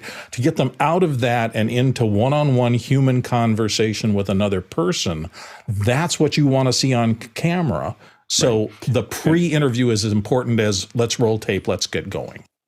Yeah, one of the other things, by the way, if we're interviewing folks, is we always do, hey, we're gonna run through this just as a test. Let's and then we flip the camera on, because about 80% of our interviews come from the test that we do beforehand. And then we're going to do a couple things here. We're going to ask you a couple questions, and those are usually the most important ones, and they usually get the most natural, because once they've done it a couple times, they start to burn out. The one thing that we try not to do is we try not to tell anyone what to do specifically. Like, do this with your voice, or do this with your thing. As soon as you get into that, they get into their head, and it's almost impossible to get a good performance when you start giving them specifics on their performance. Is really a hard thing for a director to do to an actor. Go ahead, Courtney. Yeah, Alex just mentioned what I was going to say is I used to work with a director all the time that would have a certain phrase that the crew knew. He said, like, 2 by 2. Okay, 2 by 2. And it didn't mean anything to anybody, except we knew he was going to roll the camera and roll sound without telling anybody. And he would just say, okay, let's just run through this once as a rehearsal. And so the actor thinks that they're rehearsing, but actually the camera's rolling. We don't do a slate. We don't. Because a lot of people, even especially amateur talent and even some professional talent, get nervous when you stick the slate in front of their face and click it, and they go, stand by, roll sound, roll camera, everybody ready, quiet on the set. You hear all that stuff. It builds up adrenaline. and they get nervous. But if they're rehearsing, they know, nothing's at stake here. It's just a rehearsal. And a lot of those best rehearsals are captured. They shoot the first rehearsal, but they don't announce it to anybody that we're going to shoot the first rehearsal. They just have a clandestine way of rolling sound and camera. And if they need a slate, they'll do it as a tail slate and do it at the end. And that way you can get a more relaxed performance out of the actor. Good, Sky. Well, and it is a performance, and to think that it's not is fooling yourself. But again, not everybody's good at being a performer. So what I continue to hear in this conversation is a crew. Now, there's a fine balance with that, and I think of Ken Burns. He goes in with a camera operator and himself to keep that, again, non-performer person that's going to be on camera talking naturally about whatever it is the experience that he wants them to talk about. So there's a balance there. And Alex, as a one-person camera operator, do you need at least a director and a cam op so that you can have somebody dealing with a technical as well as this emotional thing that you're trying to capture? I will admit that I can't remember the last time I did anything by myself on a set. Like, I just don't know. I don't do that. Like, it's just too many. There's too many things that can go wrong. So I'll always have one or two other people with me to do that, because you just can't. I need to be able to talk to the talent, and I need somebody else to be able to manage the things that need to be managed, and I need to trust that person to do it. But if I'm doing the tech, it's so much harder for me to be present. Me being present helps them be present, and it's very hard to do that. I'd rather not do the show or find somebody, or do, I got to find somebody to do that, because I try not to do that at all. To make that happen. Let's go to the next question. Brody Hefner in New York City is up next, and he says presentation skills can be improved by study and practice under expert guidance. In what circumstances would it be appropriate or possible to undertake a sensitive process of helping on-air talent to improve or fix a bad habit? And do you have examples of that? On the day of the event, nothing. Like, there's nothing you can do for the most part to fix any bad habit. By habit, I would define something that they do regularly that is there. That's work that takes, it is really hard to get them to stop doing the thing with their hands or stop doing the thing with their. You're just going to give something up. You're going to give something up in their performance, because now they're two minds. Like, the performer has to be a one mind when they're doing it to be the best at what they do. And as soon as you give them two minds, it's very hard for them to do it. And telling them how to fix something that is a habit is difficult. Go ahead, Courtney. Yeah, big corporations that do corporate presentations, things like that, they actually hire a person to work with their leaders that are going to be giving these speeches in front of a group, large audiences, and they'll work with them with a teleprompter. They'll have the teleprompter come in, teach them how to work with a presidential style teleprompter or a teleprompter at the back of the room. They'll have their stack of keynote slides and videos, so that they run through it and know exactly where every slide cue is, and where every video that's going to play out and how loud it's going to be, et cetera. And they run through that in a private setup with nobody else there, so that they get comfortable with it and know exactly where everything's going to be and how everything's going to go.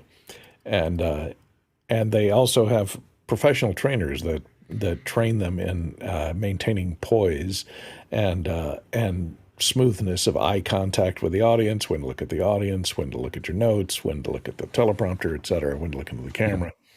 And they're actually strict training programs that a lot of these executives and managers go through.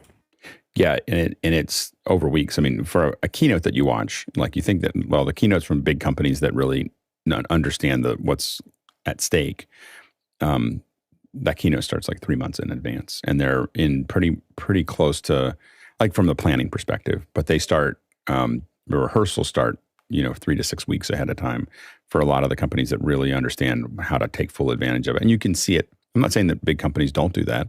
I can watch them do their presentation and tell you roughly how many weeks they spent on that, or how many days, or what day they spent working on it, because it just looks really flat. And it's something that's really hard for them to see. I mean, I think that the company that probably does it the best is probably Salesforce. I mean, they have an enormous amount of training for the folks that are up there, and they've memorized and they're not reading something. There's no teleprompter. There's nothing. They've memorized every single line in those presentations for Dreamforce. For the major keynotes, not for the minor ones. I don't even know if they practice those ones. Go ahead, Bill. I'd separate all my talent into two classes: inside talent and outside talent. Inside talent are people who work for the organization, all the way up to the CEO and all the way down to the to whomever is bundling the cardboard and the loading dock, literally up and down. I've worked with all different kinds of people. And in those circumstances, you can only get marginal improvement out of the inside talent in an organization. And I'm not sure it's worth taking the time, unless there's something specific you're trying to get out of your work, to train them. Outside talent, the people who are coming in, who are professionals and saying, I'm coming to this casting call and I want to do that. It's sometimes, if you see a spark and they just have some bad habits, taking the time to try to help them see what's going on so they can get to the next level. I have found a valuable investment in those people. And I've built loyalty with them by saying, you're great and this is really working well, but these two things that you're doing really are slowing me up. Can you focus on them and give me a call if you're having trouble and I'll help you? That helps them feel trust in me, and the next time I call them for something, they're really willing to come and do that if you get this good relationship going. But the insiders, it just distracts them.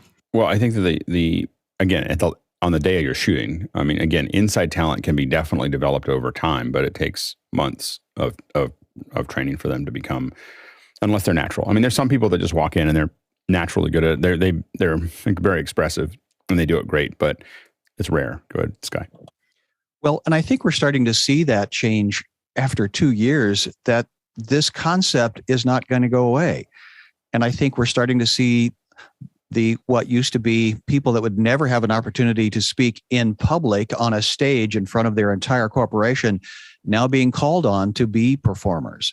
And so I think we're starting to see, it's taken 2 years, that this is the new stage. This is the new platform. And consequently, having broccoli in your teeth may be something you may not want to live with. Well, and that's why I think that, again, like panels like what we're doing here and within a company with other things, it's worth upping your game all the time, and practicing all the time, because you just get better at it. You're much better at being present in a meeting, in an event, if you're doing it all the time. Like it's so hard when people are, I watch this all the time, is people are relaxed, they've got their webcam, they have bad lighting, they don't care.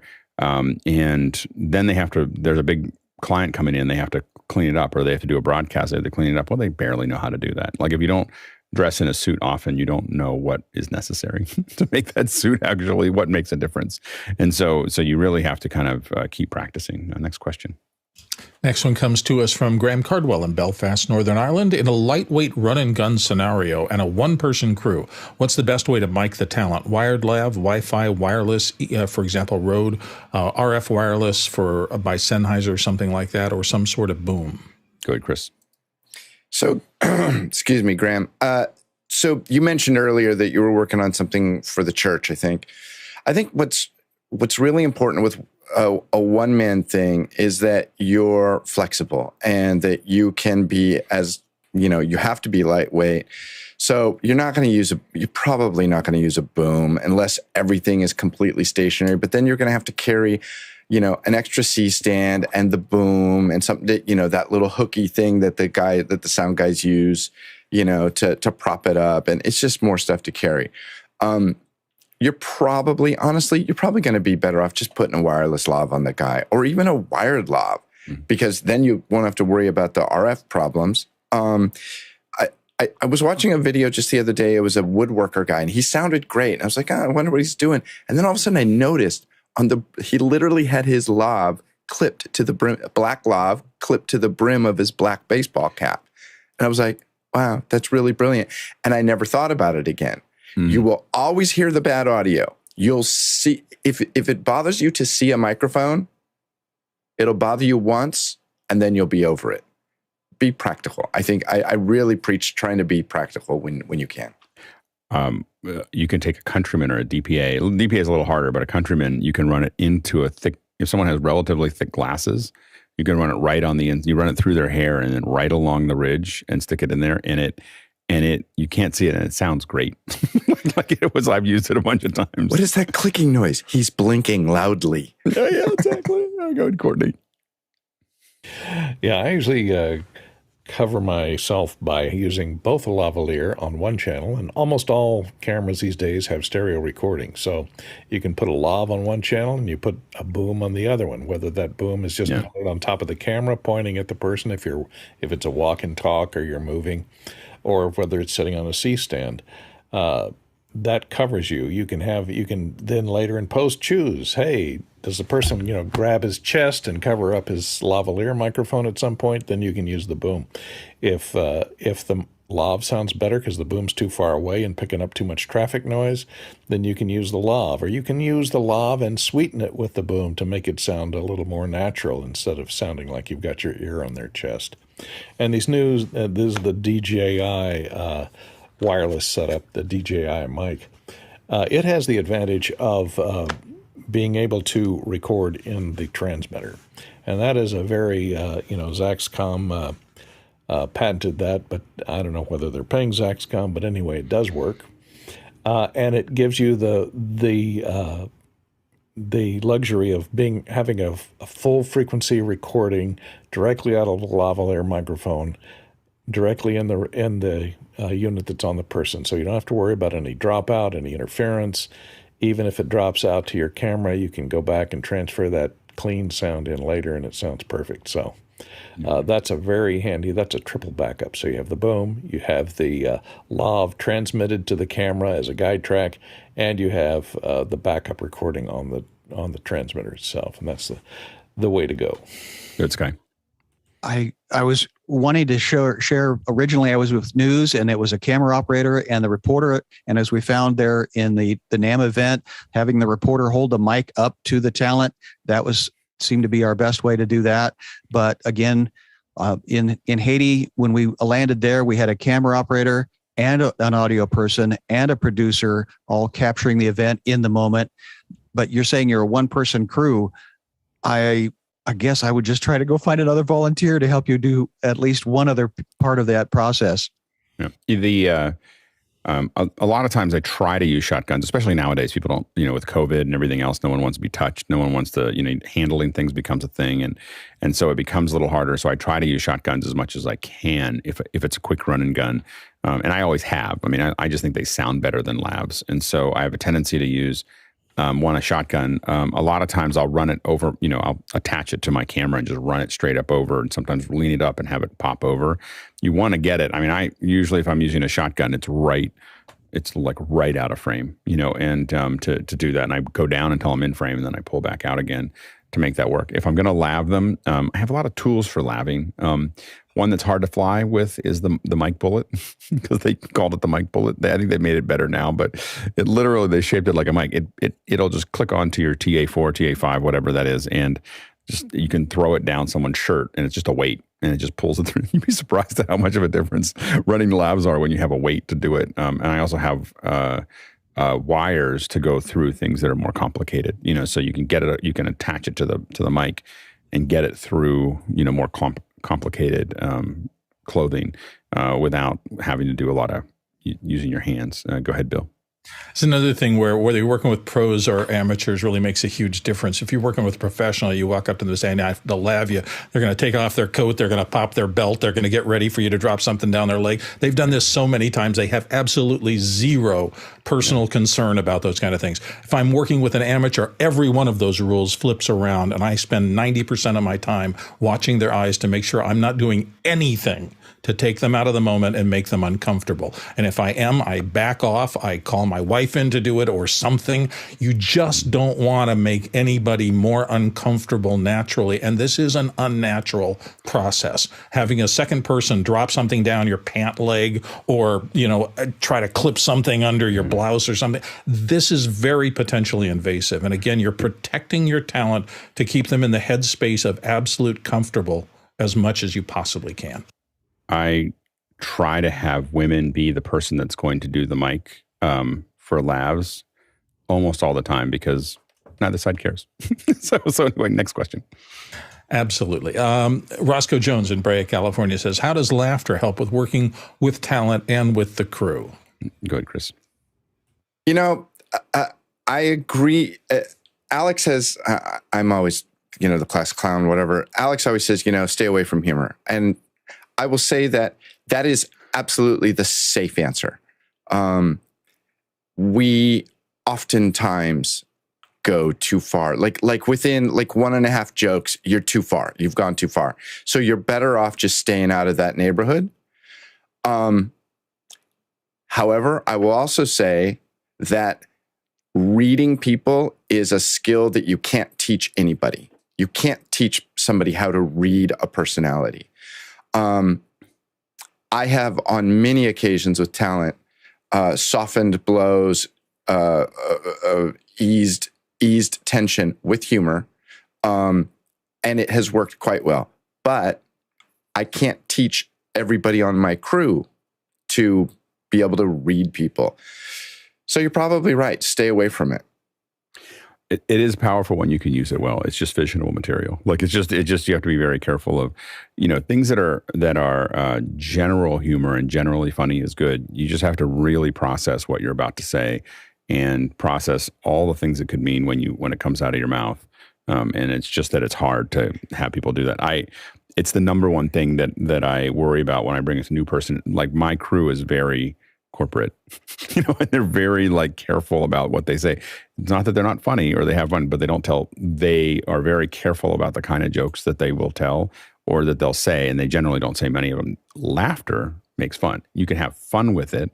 Like you can be in a good mood and laugh, and especially laugh with the person who's telling it. Like if the actor's telling a joke, you laugh at everything. Everything's funny that the talent is telling. That's the most important part and then you read that out. But it is, wow, it's super, again, if you're really good at it, but that's kind of one of those expert tools. And you generally don't want anyone else on your crew to go down that path. And you also don't want to create, I have to teach my crew. I will say a lot of things and have a lot of conversations with the talent because I am the person trying to make sure that I get the best out of what they're doing and they're comfortable and everything else. But don't do that unless you're me. Unless you're in my position, I just need you to be as quiet as possible. Yeah, go ahead, Sky. Well, and on my sets, the point is, if we're not having fun, we're doing it wrong. Now, that doesn't mean everybody's there to be a comedian. That's probably not why you're there. Decide why is it that you are there. And I've been on set with Chris. His passion carries a crew so heavily because he's having a good time and everybody else wants to have a good time along with him as the director.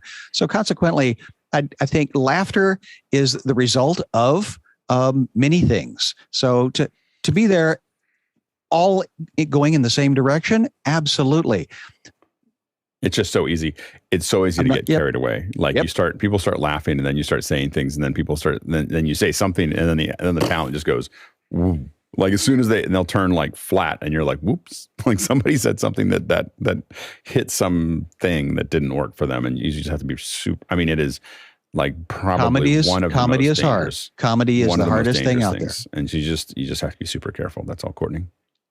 Yeah, and I've gotten fired off of a movie for making a smart aleck quip, and so it can be detrimental to your. We need to hear. I need more details. After hours. We won't. After hours. Ask me who the actor was. Yeah. Who fired his brother was the producer of the movie. Anyway, self-deprecating humor can work because it's not at anyone's expense other than your own, and. If you need to make it a little lighter on the, lighten the situation, everybody's serious about something and everyone's very tense, it can help. And the director usually is the one that should be the one that does that because then you don't have the problem of stepping outside your lane and creating a bad situation between the directors and the actors and so on. Yeah. Go ahead, Ken. So it didn't say anything about humor. The question had to do with laughter.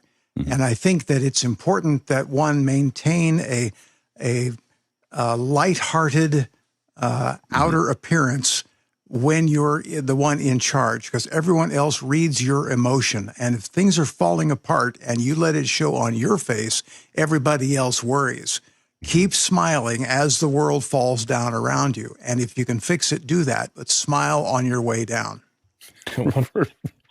One last point I want to make is be careful, because some of this spirals out of control. And once the actor on camera gets the giggles, that you just go watch it in the outtakes of any movies, and you'll see scenes where they just get the giggles and they cannot stop laughing, and they're trying to do a serious scene and they break out the laughter in the middle of it, and that's a problem. Set your whole schedule back a half a day. The other thing is you have to do it in a way that, like, I had a talent that I worked with, and they learned over many weeks that if I'm smiling and happy, it means that things are going wrong. And if I'm really serious, it means I'm looking for the next thing. There's nothing going wrong, and I'm looking for something to go. I'm looking for the next thing that might go wrong, and so I'm very focused on it. And so then they would get nervous every time I'd smile. Because I'd be sitting there going, "Hi, how's it going?" They're like, "What's going? It's that bad?" And I'm like, so I had to, so because my natural, for whatever reason, my lower brain will smile and laugh while I'm nervous, while I'm frustrated. Next question. It's good for production, but it's, it can be predictable. Chris Widener, Lafayette, Indiana, has this one. When working with talent that, quote, knows it when they see it, close quote, what methods do you use to narrow their ambiguity? Space. Give them space to do what they're going to do. A lot of times, go ahead, Bill, and then Sky. Well, I think you're using talent in the broadest terms, because most of the time the performers in front of the camera, their job is not to know it when they see it. Their job is to do it. And then you, as the director or the director of photography or somebody else is judging whether you have actually done what you're supposed to do.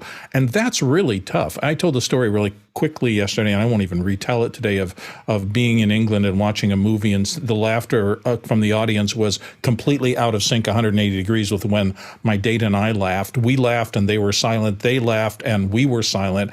It was a process of two different sensibilities bringing to it. And, your director may know it when he or she sees it, but that doesn't mean it's really there. But you're not in that position. So you just have to do the best work you can in your position whenever you can.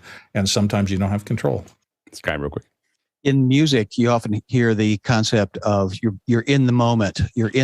On sports, you'll hear about being in the zone. So that gut instinct, that heart point versus the intellectual of the theory of what should happen, that's why you're hiring that person, or that's why you're bringing that personality in, is because they have that sensual experience of understanding that something's going on, not just the head knowledge of what you're trying to accomplish or capture. Yeah. Next question. Next one comes from Roscoe Jones in Brea, California. What are your best techniques for correcting talent during a rehearsal while the crew is watching? What if the client is watching? Are comms IFB always appropriate? Go ahead, Chris. I think the IFB would get a little complicated pretty quick. The number one thing I think is that a talent needs to have one voice that they're listening to. And if your crew doesn't understand that, you should either A, hire better people, B, you could go so far as like cutting their tongues out, but that's messy. You really have to communicate that nobody talks to the talent unless that talent asks you, what time is it? Or can you get me a cookie or something directly?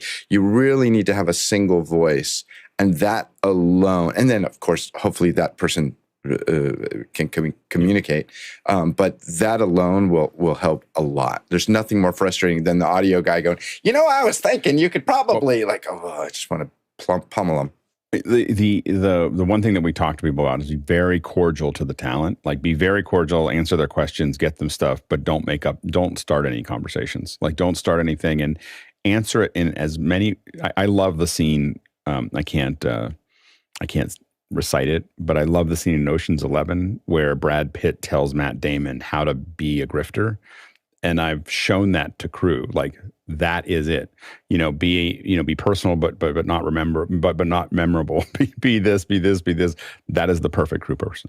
like that one little scene is exactly how you should be on set. Go ahead, Bill. And if anybody other than the person who is designated, probably the director, but it could be a second, an assistant or something, whoever's got the ball, and it's your job to make this thing happen. If you let any other voices, including clients, including anybody else, get in between you and your talent, you have lost control and you are going down fast. I can't tell you how many times I've had a strong personality, ego-driven director try to take over and try to talk to the talent directly and make them do things. And it has never once worked to the betterment of a piece of content I have ever worked on. And the almost every director that I see will almost be at whispered tones with their client. They're kind of talking to them about what they want them to do, without necessarily whether the whole crew can hear it or not, without the feeling that they're saying in front of the whole crew. And then the one thing that we make sure that the directors have is a large bowl of Altoids, because they're right up there with the actors talking, and you just always they always Breath want control. them to. They're always like Altoids are like a thing, like a little bowl of Altoids all the time. Next question. Hazma Gajar, a friend in Cape Town, says, for a medical show, I used a Sennheiser IE40 Pro as an in-ear monitor. The talent always found it difficult to put these on. I had to insert them for them. In the show, the cable would come loose, making them look bad. Switch to the Bumblebee, but they cost a lot. Any suggestions? You know, I have to admit that I know we're getting no money from these Linsols, ZZ whatever 10Zs or whatever, but they're super comfortable. You can see them a little bit. You can see the ones that I'm using here. I have to admit, I just put an auto in-ear monitor on and then something else on the other day because I was just trying to get it set up, and I felt bad that I had not been giving people better in-ears for a long time, because I was just like, these sound so much cleaner and they're so much more comfortable. So I would really think about those, and the cheaper ones are fine. The $40, $50 ones are just fine. Next question.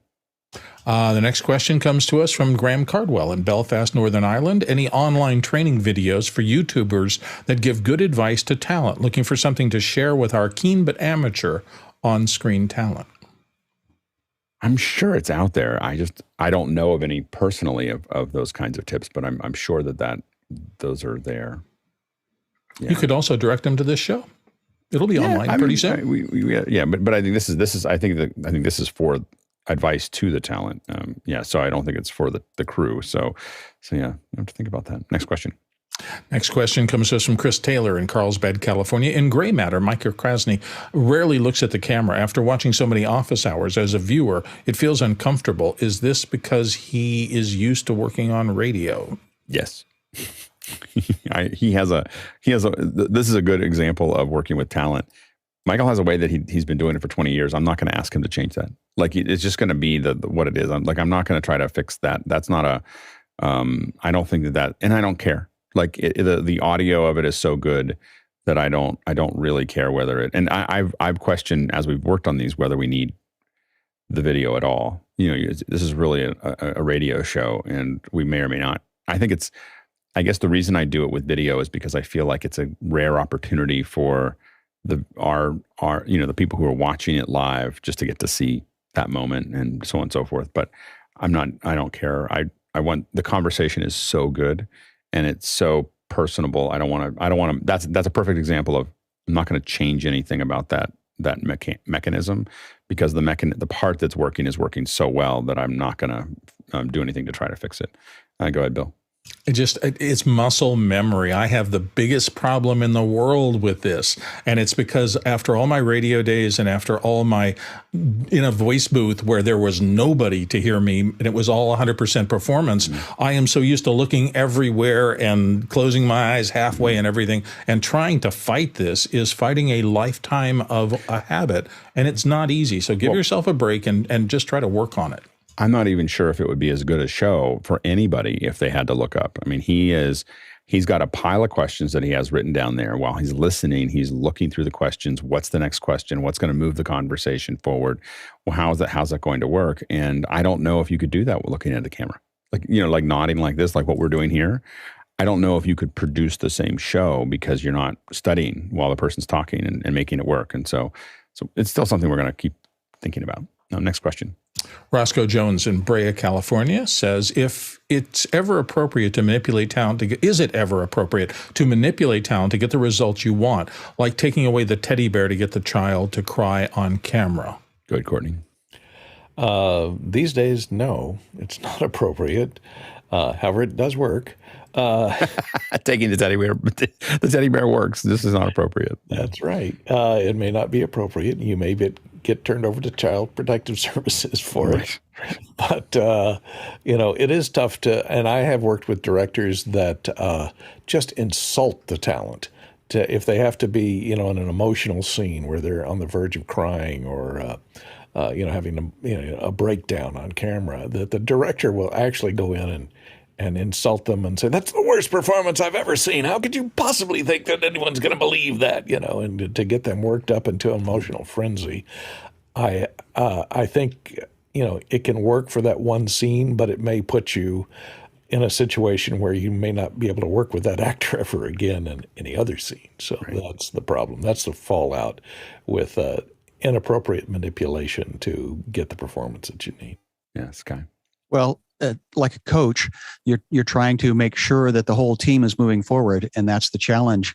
Hopefully, they could establish that trust that the director is doing it for the betterment of the performance of that person in that scene, because you want them and need that coaching. So consequently, it's a fine balance now. There are many techniques like that, but I remember the captain of one of the Deadliest Catch saying to Mike Rowe, I'm here to make you rich, not to keep you safe. And so consequently, it's that challenge of getting the best performance and establishing the trust. Good, Bill. Two key words for me in this are appropriate and manipulate. I mean, your job as any kind of director or showrunner or do anything else is to manipulate things. That's what you're being paid to do, precisely. Now, the question is, when is it appropriate and when is it not appropriate? And I fall back to something that I had a crisis with my son, who one day came up to me and wanted to know whether I had lied to him when I said eventually there really isn't a Santa Claus versus there is. And I had to think about that a long time, and I realized that there is a difference between lying and telling a story. And both of them have a lot of the same features. But for me, and this is personal to me, telling a story is not with your benefit in mind. Lying is almost always with your benefit in mind. Now, if you're trying to manipulate somebody to get what you want, as opposed to manipulate somebody to get what they want, that's the difference for me. And it's a fine line, and you have to be very careful with it.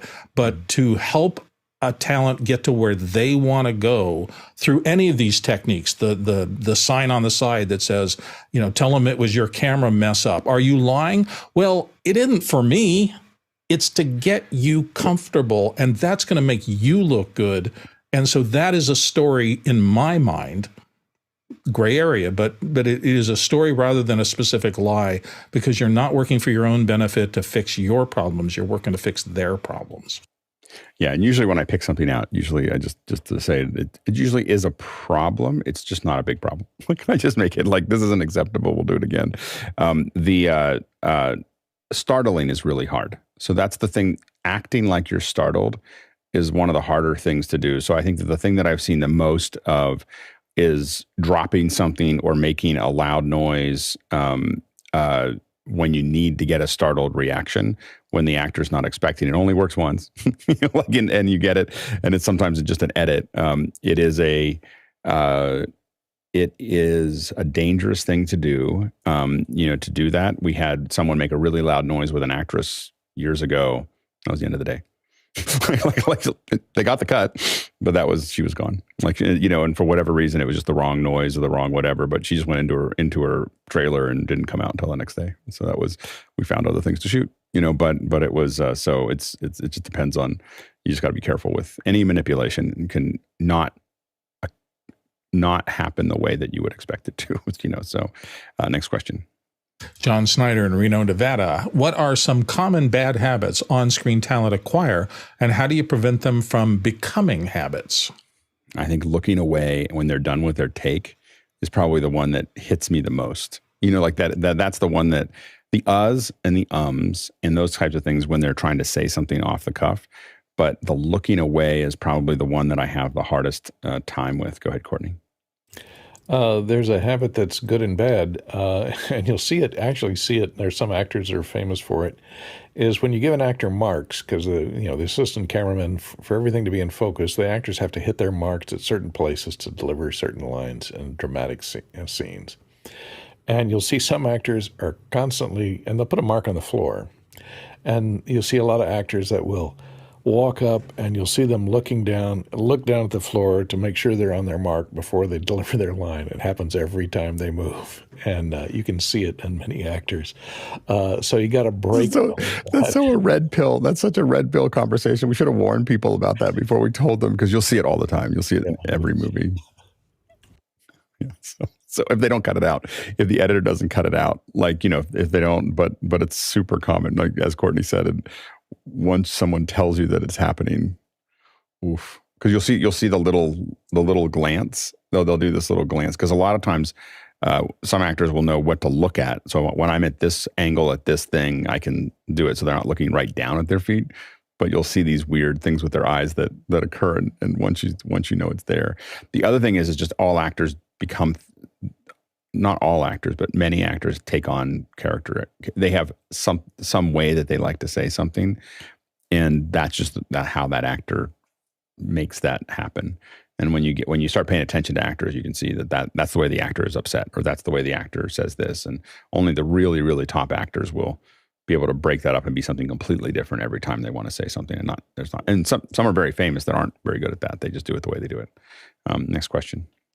Next question comes to us from Chris Widener in Lafayette, Indiana. What's the oddest request you've had to compromise to make the talent happy? Yeah, go ahead, Bill. I hit that mistakenly, because I've normally worked with people who are coming because they want to be on the set. And in 99% of the people, I will say that with CEOs and really high C-suite level people, you are dealing with somebody who is often under tremendous amounts of pressure. The reason they got there is because they're pretty type A personalities. And I have had some clashes that I've tried to help them do something better, and I've had to just back off and say, nope, this isn't going to work. And it's not going to work because they're absolutely intractable about wanting to do this the way they want to do it, even if they're not fixing something that's horrible. I had an executive, and they and the company will remain nameless, who they just had a horrible look, and somebody had told them to smile, and at the end of their delivery, those are our new rules. They would pause for like a half second and then grimace and go right back, into their stoic face and grimace. And I knew I could not let that happen. But even mentioning, well, you might want to just deliver it without the smile. No, they would not change. They kept doing that grimace. It was stuck in their heads. And I just had to write it off and say, there's no way I'm going to get out of this. We're just going to cut around it somehow. Good, Courtney. Well, this probably belongs more in a this answer belongs more in a question about sound. But in doing sound, the biggest bugaboo you have is with overlapping dialogue. Is you have an on-camera actor and an off-camera actor in a heated scene where they're exchanging dialogue back and forth, and in the finished cut they're going to be right up against each other, overlapping each other, interrupting each other. And the hardest thing is to get the actors to put some air between each line, and that you'll pull it up in post. When you cut it together, you'll overlap the dialogue. But you have to keep that dialogue in the clear, because if it overlaps the off-mic dialogue overlaps the on-mic dialogue, you can't cut the scene very easily. You have to end up looping the scene or replacing the dialogue where the overlaps occur. So the oddest request that a lot of actors face is, I know it's an argument, but don't step on his line. Give him an air, even though it's a heated argument, you're getting into it. Don't overlap the dialogue unless you're both on camera. And that's one of the toughest things for actors to actually pull off, is to keep their energy up and the argument up, but put a pregnant pause in between each line. We had a talent that we were taking care of that had a certain kind of, I can't think of the name of it. It's like blue and yellow, like yellow text on blue, but it was a kind of candy bar that they liked from from England. Like it was an English candy bar, and I can't think of what it was, but they wanted one for, one with their dinner. And it was always hard. Like we had them a couple of times, and there's like one store in all of the city that you could get it. And if it was out, it was a big deal. And you could never put two, like you couldn't put two in a little bowl of them because they would eat all of them and then they'd be angry at you. And so it was always one. You always put it in. I just thought it was funny when every time it's like crunchy or something like it's called, I can't remember what it is now, but this was 30 years ago. But it was, I just remember having to put this thing down and every time I knew that they were coming, I'd have to go buy them and then be very careful with them because if they had melted or if they were frozen or something else, that wouldn't work either. So it was a funny thing. But I'll tell you the interesting thing about it is that because I worked with that person often, they didn't have to ask me and they'd always have it.